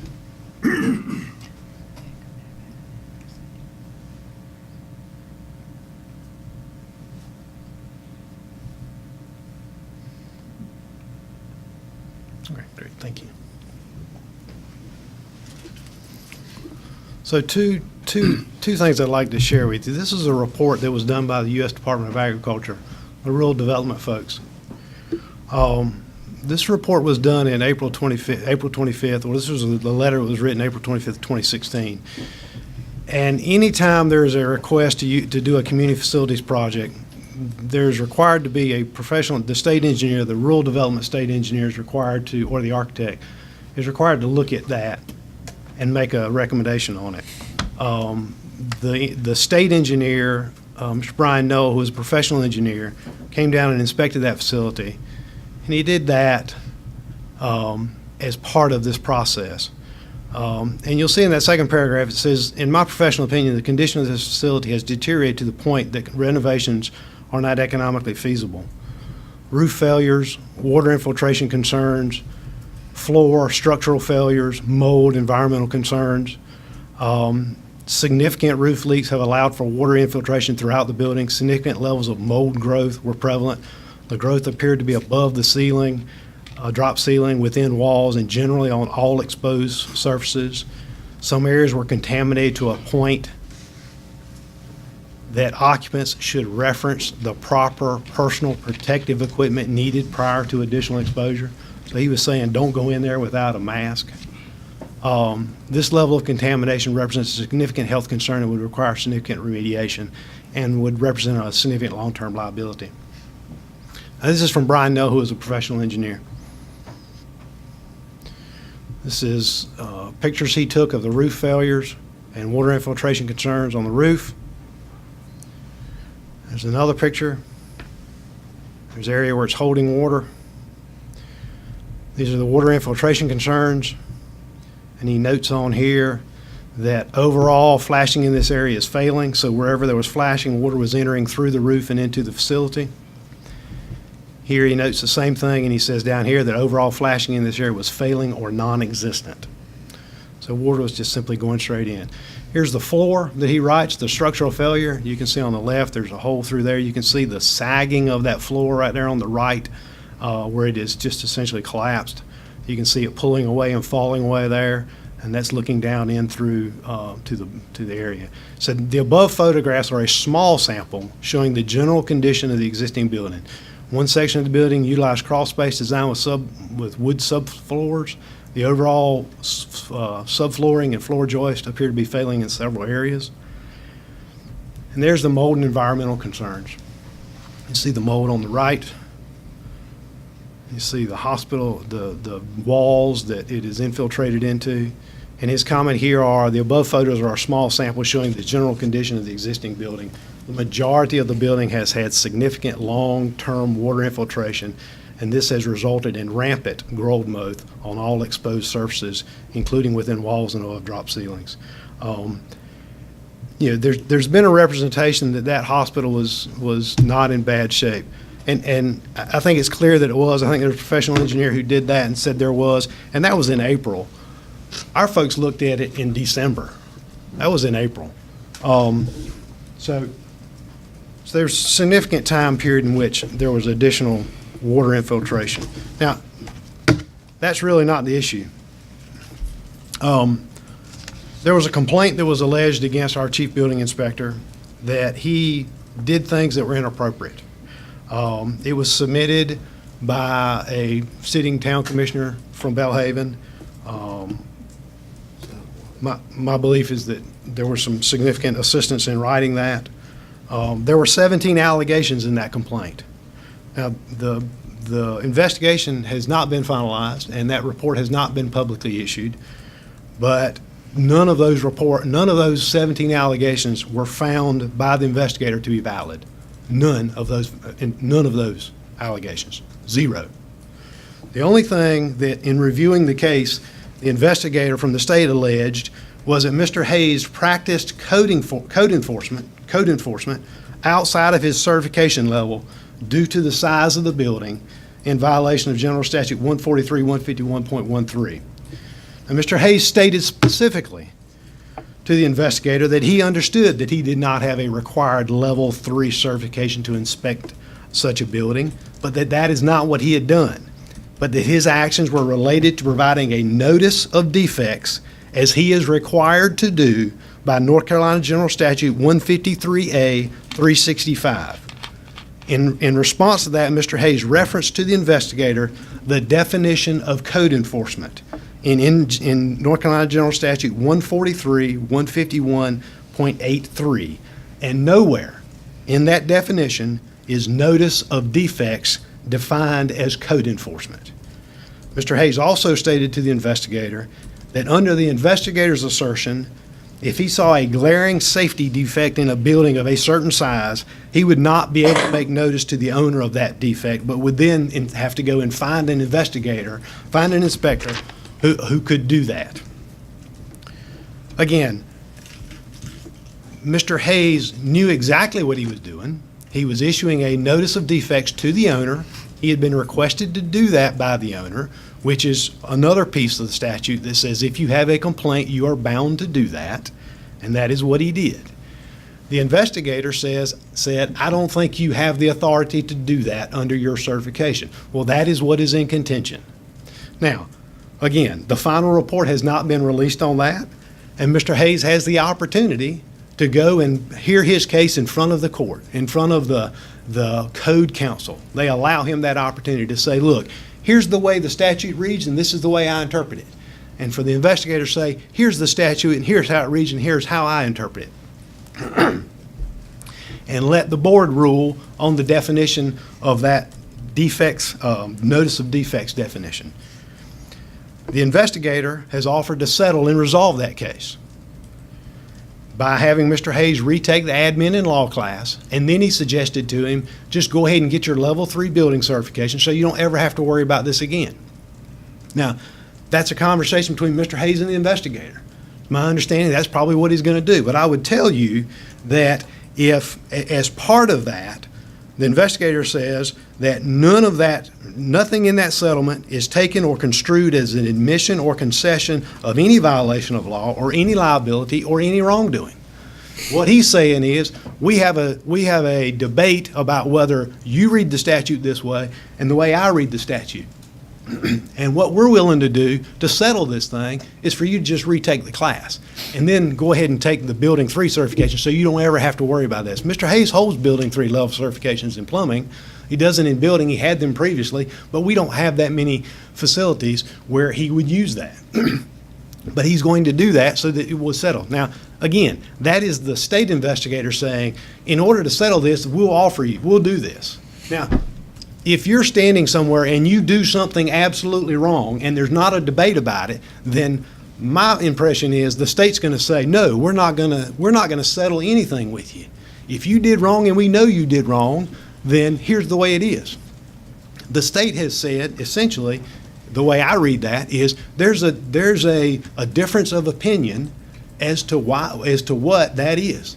And Mr. Hayes has shown them in the code that what he did is not defined as code enforcement. So that's where we are. And it's my belief that Mr. Hayes is going to just settle that and say, look, fine, I'm not going to argue with it about it. And the reason I believe that he's not going to do that is because the last time our building inspectors went in front of the code council, they held up a building permit because, first of all, the person didn't apply for a building permit, and they went in and did work, and then they encroached upon a septic field that had a notice of failure related to it. And the statutes require that there be a valid permit before you can issue a valid septic permit before you can issue a building permit. Well, our folks didn't issue the building permit because they said it's not valid. You've got a notice of violation on it. Well, we went in front of the code council because the owner challenged that and said, that's not right. So they went in front of the code council, and the code council looked at it and said, no, you've got to issue the building permit because of a small interpretation of a sentence in there, and we know that essentially there's going to be an issue, but let the health department and the septic tank folks worry about that. So essentially, we've put a homeowner in a situation where, because that board said, no, you've got to issue the permit instead of fixing the problem. You issue the permit, they do their thing, and then they're now going to get shut down because of the septic issue. So what I'm saying to you is, we don't have a lot of faith in the code in the code board and their interpretation of that. So I think that's why Mr. Hayes has said, look, I'm not going to argue with you. If that's the way you want me to do this, that's the way we'll do it from now on. However, that's not the way it's defined in the statutes as he reads them and as we read them. So that is where this thing stands. We have done what we were supposed to do. We were within where we believe to be right. And if we were absolutely wrong, then the state would not have said, we'll come to an agreement to settle the case. So, and then I'd also like to address that, and we've gone over this time and time again. The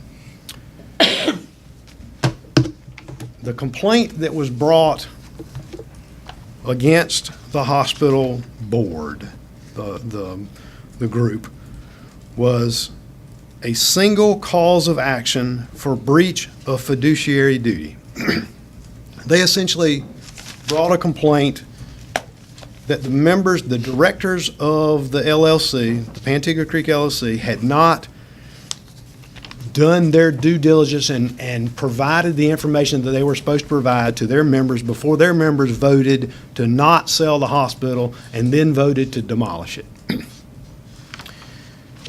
That complaint was reviewed by the court, and according to the transcript of the court ruled that the plaintiffs have wholly failed to establish any likelihood of success on the merits, and the evidence before the court at this stage of the proceeding shows that the defendants acted carefully and consciously in discharge of their duties as managers of Pantego Creek at all times.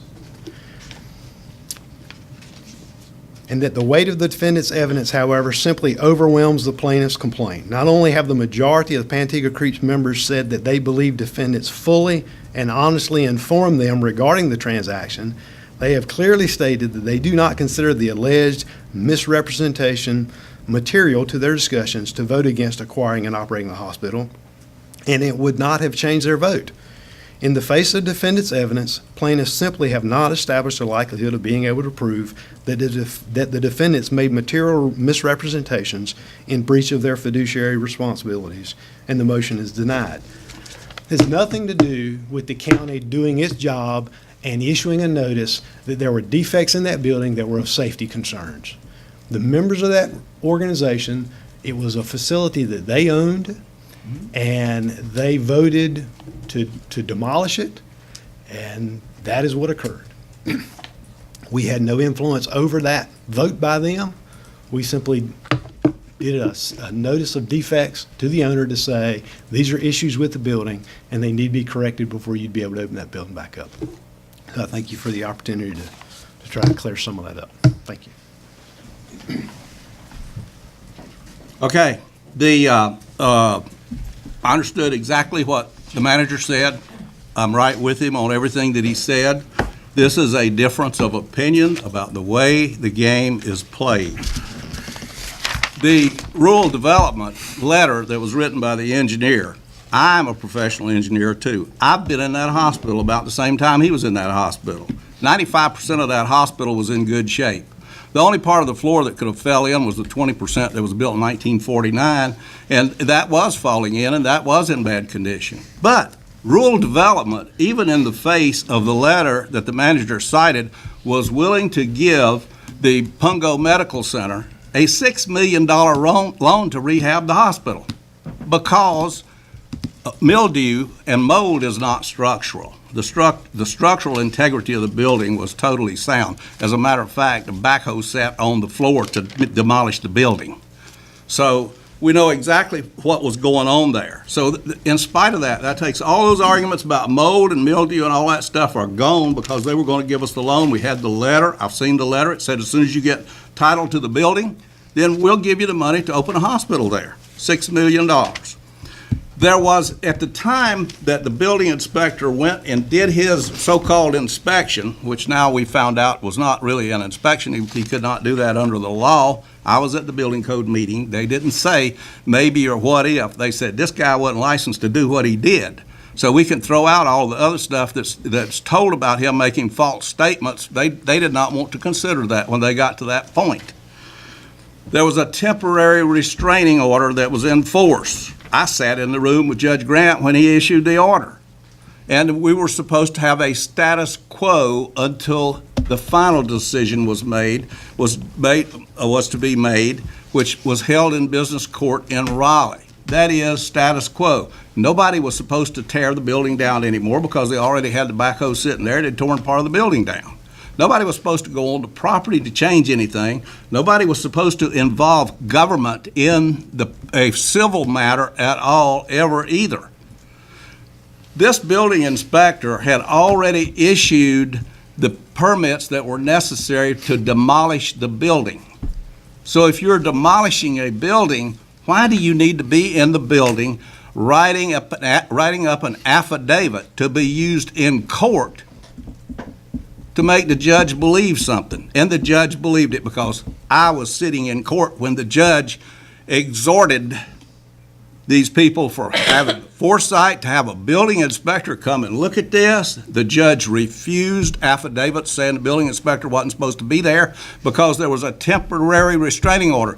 He violated Judge Grant's restraining order that he wasn't supposed to go down there and do inspections or do anything. You can holler all you want to about public safety, but when he's already issued the paperwork to demolish the building, the demolished equipment is on the site demolishing the building, and there's a fence around it, the building inspector had no business being there. Beaufort County did a political favor for the people that wanted to demolish the hospital. And they wrote a letter that the judge referred to over and over and over, and it was a big part of his final decision, because I sat in court and heard him say it, and I also read the court documents of that were the clerk produced, and a lot of stuff was left out of it that he said when he did that. Guess what? He's not supposed to do that.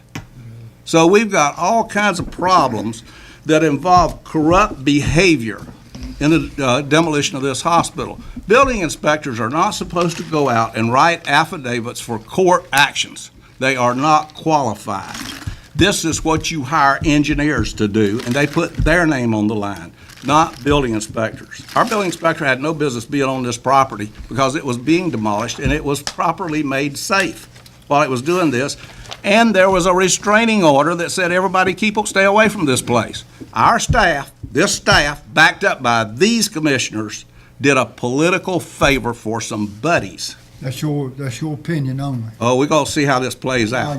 That's my opinion right now. We're going to see how it plays out because there's more to this than what I'm telling you about today.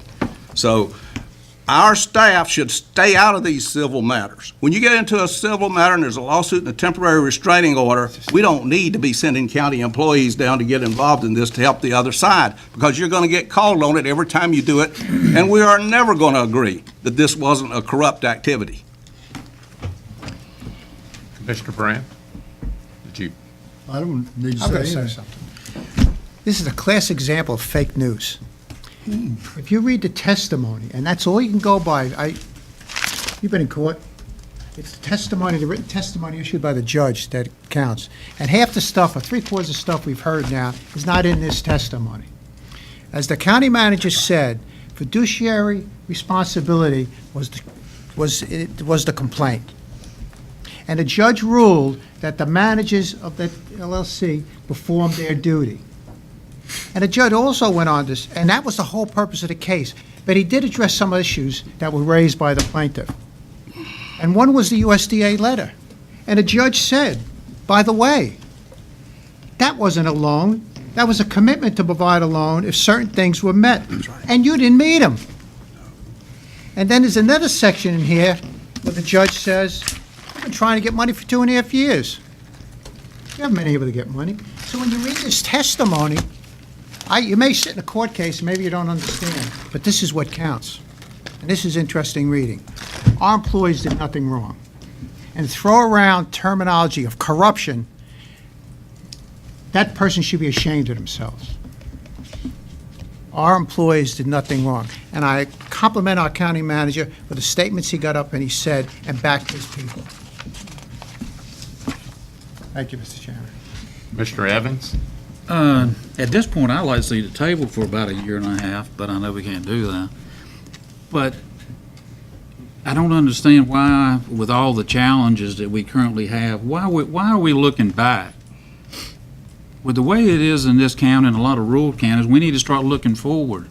This is a situation that's done. We got a lot of good employees. Why can't we put a positive spin on this thing? We're trying to get industry to come to this area, but yet we're videoing for people to look at us and say, we got collusion going on and it's really bad. We got a great county, with a lot of good people. It's time to stop looking back. Let's look forward and see if we can get this county moving and take care of our taxpayers. But it's time.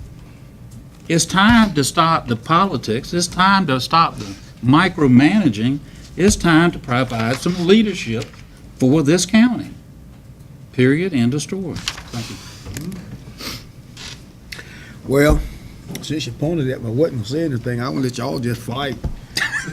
But my dear friend Commissioner Richardson said all of us were corrupt. God knows I hadn't done nothing about that hospital down there. But I will say this. There's two things that at this present time that divide us as a county. One of them is that river. Another one is this hospital. It's time to move on. We have spent enough time. Even if all parties are guilty, only thing you can do now is find where the bricks are and buy them. There's nothing else going to happen to that hospital.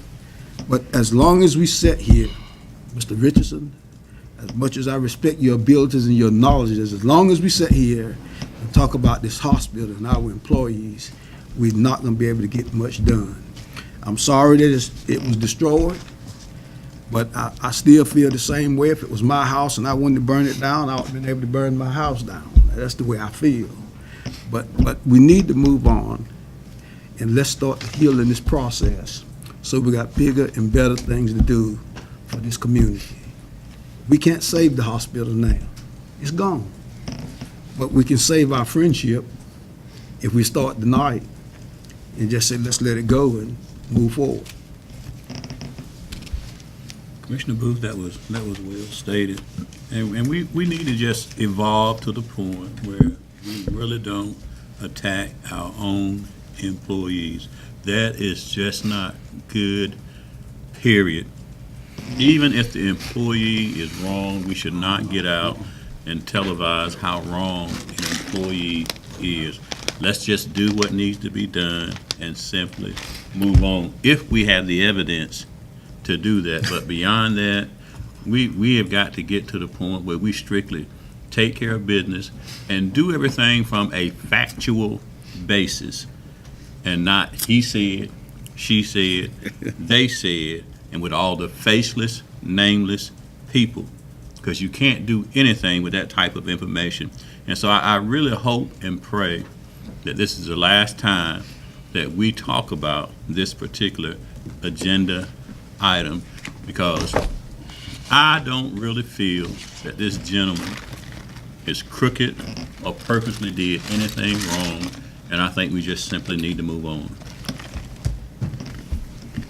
I'd like to just remind everyone that the letter has not been issued yet, and the finals have not been issued, so we're not sure exactly if anything will change from what we've heard or not. I would just like to say that I think that what happened here was exactly what we expect. We expect the government to react to a request, and we had a request from the owners of the hospital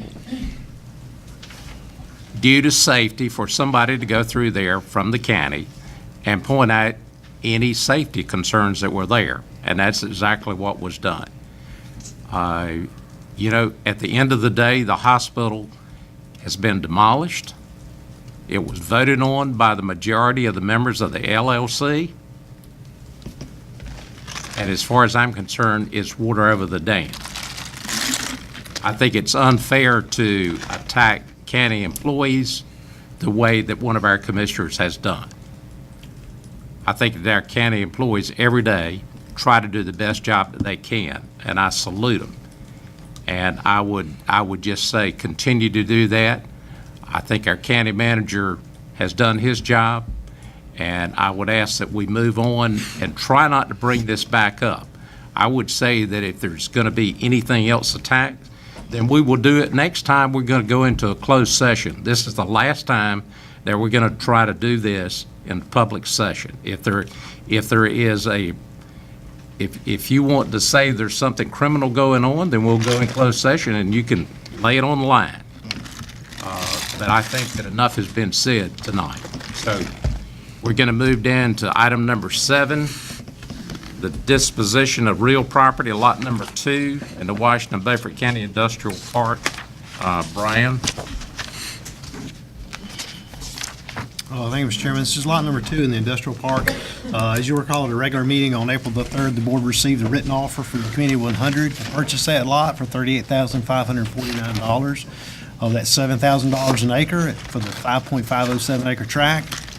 You need to remember they are looking to construct an industry-ready building on that site in partnership with the county. The county the board at that time proposed to accept that and then under the upset offer or the negotiated offer and upset bid process as allowed by GS 168-269.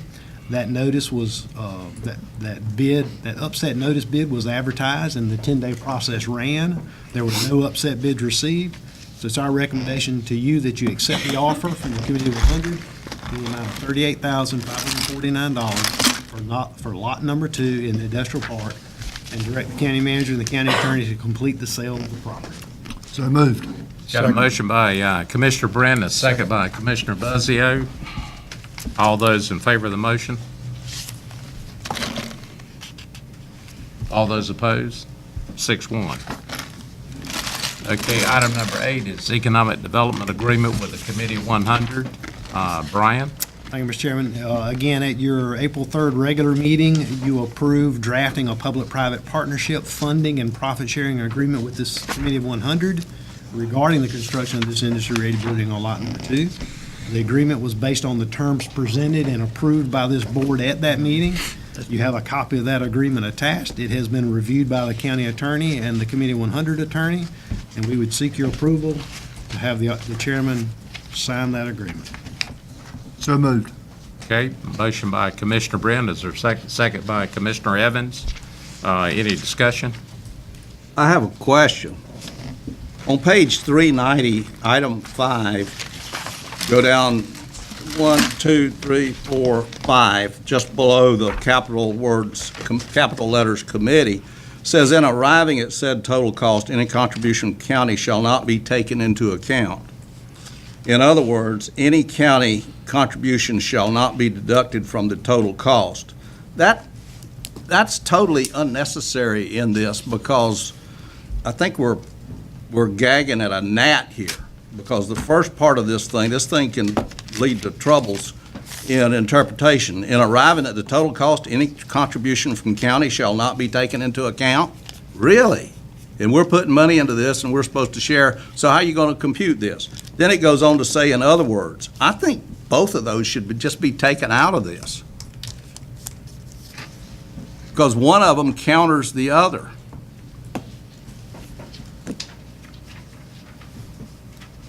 I think what they're trying to clarify is that you don't get to pull our money out when you're looking at the total cost. Yeah, but he says, makes these statements shall not be taken into account, period. And then he comes behind this and says in brackets, and arriving at the total cost, any contribution from the county, oh, wait a minute. In other words, any county contribution shall not be deducted from the total cost. That would be normal business practice. So why are we gagging at this gnat?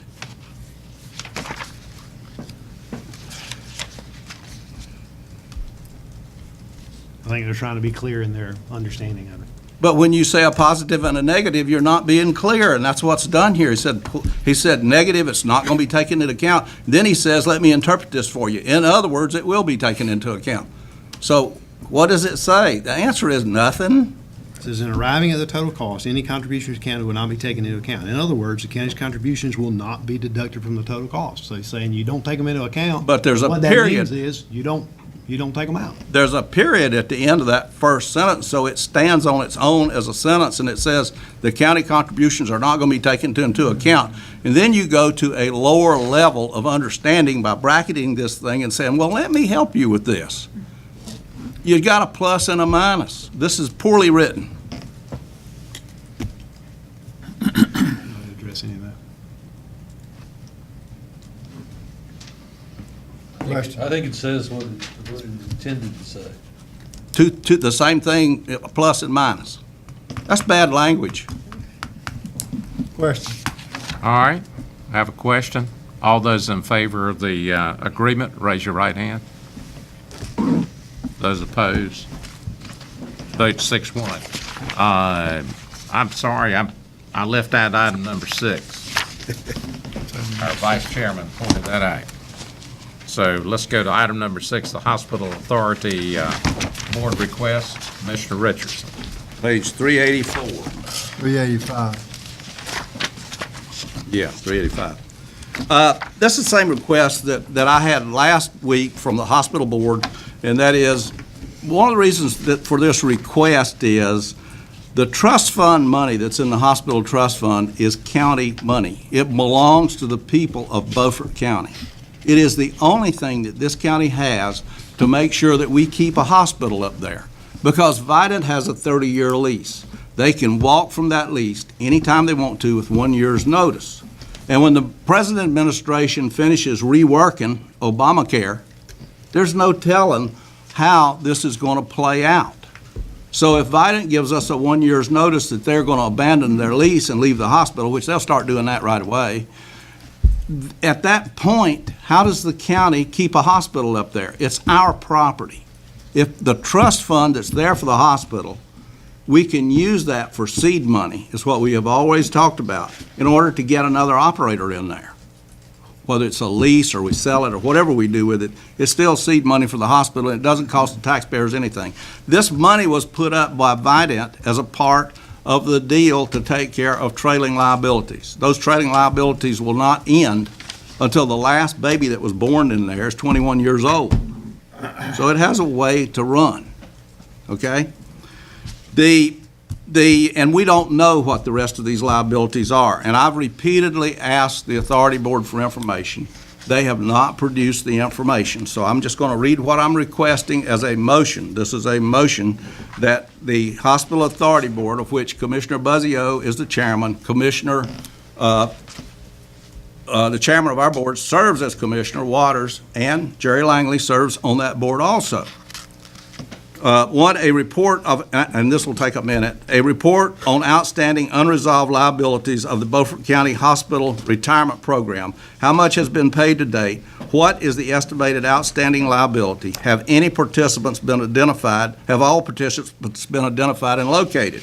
Provide a definition of the time period that will be covered by the Authority Board audit. Is this audit intended to be the final audit before the closing of the trust fund? Who is to do the audit? What other funds has the Authority Board spent other than the $1.8 million to CMS? How much of the $1.8 million may have been collected by Vidant? How do we know this amount is correct? How much of the principal and interest has been repaid by Vidant to the Authority Board? Has the Authority Board made a demand for payment? Do you have projections of future liabilities that may still be levied against the trust fund? What is the possibility of future lawsuits? Provide the Board of Commissioners the minutes and documents distributed to the Hospital Authority Board members covering the period of time since the last audit.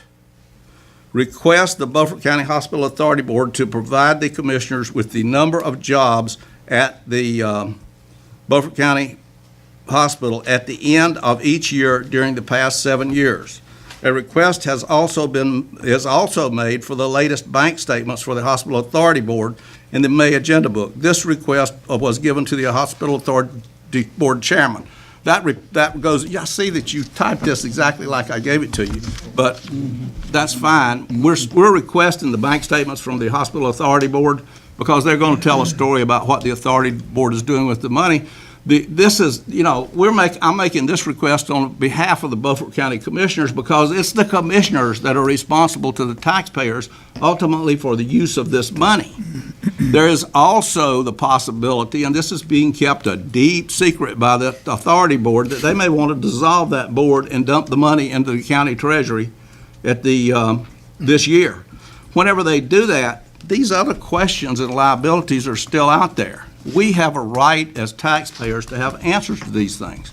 Commissioner Buzzio is chairman of that board, and he is dragging his feet as slowly as he possibly can. That is a motion. Okay, we have a motion on the floor. Is there a second to the motion? It dies for lack of motion. Mr. Chairman. Commissioner Buzzio. Yes, thank you, Mr. Chairman. As I mentioned at the last meeting, based upon council recommendation, I do not have the authority to release this information. Only my full board has that authority. I laugh out loud, Excuse me, Commissioner I have the Buzzio. floor. I laugh out loud. Good. That is a false statement. Commissioner Richardson. When people come Please, before the please. public and make false statements, they should be tagged for that. Please allow him to respond. As I was saying before I was so rudely interrupted, based upon, we have our own council and hospital authority board. At our next meeting, we will bring all these issues up, as I mentioned to the board previously, and we'll have a discussion on these line items, and we'll make that information, whatever decision the board makes. I will tell you this.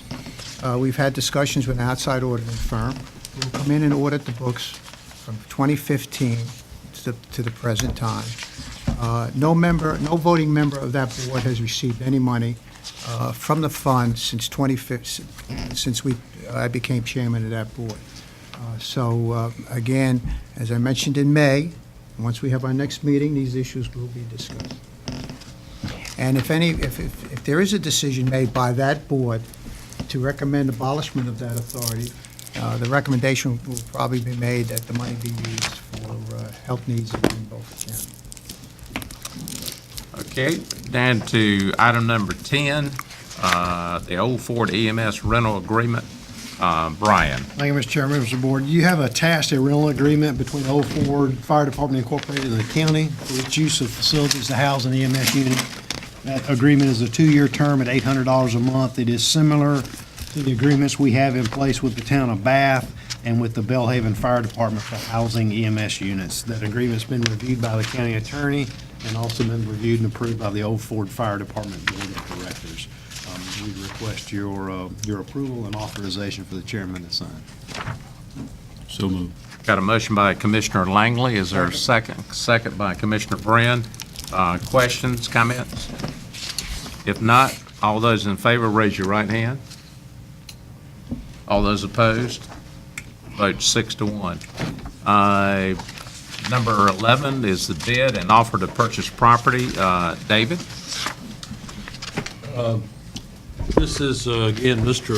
Langston made this offer on this particular piece of property. As you will recall, several meetings ago, he bought 2 pieces of property. He's closed on those. They were also on 5th Street. This is 710 West 5th Street. And he's offered $750 for this property. And he's been notified that he will come on tonight for your decision as to whether to accept his offer. I have the deposit check for $37.50, and we would then, assuming you approve it, we'd advertise it for 10 days for any upset bids. Okay, you've heard the report and the offer. Do I have a motion to accept the offer? So moved. Got a motion by Commissioner Buzzio to accept the offer. Is there a second? Second. Second by Commissioner Brin. Questions, comments? If none, all those in favor of the motion, raise your right hand. Unanimous. Or was anybody opposed? I think I saw. Unanimous. All right. Item number 12 is the Juvenile Crime Prevention Council local match for the fiscal year 17 and 18. I believe that's you, Brian. Thank you, Mr. Chairman. As you're aware, the North Carolina Department of Public Safety partners with JCPCs to reduce and prevent juvenile crime. Division of Adult Corrections, Juvenile Justice allocates funding each year to the local JCPCs. Those funds require a 10% match by the county so they can be drawn down. This morning at a meeting with the JCPC, they proposed their they presented their allocation report to the county. DPS is proposing funding $152,389, which would require a local match of $15,239. You have the allocation request, and you have a description of the programs that the JCPC has approved for funding, and they are recommending that, historically, you have approved this prior to the budget. So we brought it to you for your approval in providing the local match of $15,239 in the 17-18 fiscal year budget. So moved. Okay, got a motion by Commissioner Langley, second by Commissioner Booth. Any questions? All those in favor of the vote or motion, raise your right hand. Unanimous. Thank you. Vice Chairman Langley has asked if we would consider changing our meeting for Monday, June the 5th, to possibly the next Monday night, which would be the 12th. Could we accommodate Commissioner Langley's request? I don't have a problem. Okay, and Brian, you do? No, what's the date he wants? The 12th. And Brian, does that present a problem for the budget process that we're going through or not? We're supposed to approve the budget on the 5th. That is the public hearing night for the For the that's the public, I'm sorry, that's the public hearing night. Still can have that. You still can have the public hearing. You got plenty of time to announce the public hearing, stay within the law. We can adjust that if we need to. All of them will be here for the public hearing. You still have a public hearing, can't you? I don't have to be here for the public hearing if you want to have. That would be our first choice. If we run into a problem with booking, we're going to the Superior Courtroom. Yeah, I already got. How about Tuesday night, the 13th. the 6th, June the 6th? Would that, That's fine. could that be an alternative if there's a? I won't be here the whole week. Oh, you won't be here the whole week, okay. How about the 13th of June? Do it. I mean, there's 6 of us here. We ain't gonna vote on nothing that night, I hope. We'll pass the budget that night anyway. So just leave it where it is? Don't know. Is that what you're saying? Well, right now, it's public hearing plus our regular meeting, right? Yes. It is. But we do have to have the budget passed by June 30th. Yeah, we have you coming back in. Let me get to the budget stuff. It's on the 19th. How about moving It's on the 19th, coming back in on the 19th and doing that. Special board to adopt. So we got a special call board meeting on the 19th to adopt the budget. You've got the public hearing on the 5th. So that would give you a week in between if you did it on the 12th. So we could still do it. It's just a matter of whether the Superior Courtroom is Correct. correct, which chances is, I'm assuming at nights, maybe slim. Depends on if they have grand. Trial week. Okay. If it's admin, you should be fine. Why don't we try that, and then if we have to regroup, we could still have the public meeting and then have the commissioners meeting here on the 12th. Is that, or just go ahead and have everything on that night with 6 of us? That's up to the board. Okay. I don't mind moving it to accommodate Jerry. You've got plenty of time to advertise. If you didn't have time to advertise, it'd be a different situation. But you got plenty of time to advertise and stay within the law, and we have always accommodated commissioners. I hope you accommodate me when my time comes, because I've sure accommodated all of you. I think every, the 12th. Let's go with the 12th, okay? I think every time it's come up, we've tried to accommodate whoever it is, even if it's Commissioner Richardson. That's right, even me. Yeah, Just to clarify, you want the public hearing and the regular meeting on the 12th. on the 12th. We'll try to do everything on the 12th. Yeah, that'll be better. Now, does it present a problem as it relates to the Pantigga? Just pushes us back a week. Okay, all right. Okay, we're down to closed session. Whoa, you got to do my thing that I pulled. Audit contract. Oh, that's right, audit contract. What, I have one question. How many times has this firm done our audit? 2 times. This will be the 3rd. This will be the last, then, I mean, the way we've been doing it, right? Okay, that's all I have. okay, we still need to approve it. Can I have a motion? Would you like to make the motion to approve that? No, I don't mind making a motion to approve it. I move we approve the Okay. audit firm. All right. Second. Second. All those in favor, raise your hand. Unanimous. Okay. Now, have I missed anything else? Everybody shaking their heads. And to closed session, Katie, will you read us into closed session? Motion to go into closed session under NC General Statute 143-318-11A3 to consult with an attorney employed or retained by the public body in order to preserve the attorney-client privilege between the attorney and the public body for a discussion of existing litigation, Berry v. Board of Commissioners, 17 CBS 330. John Platt. So moved. Got a motion to go? Second. Second. All those in favor, raise your right hand. Unanimous. All right.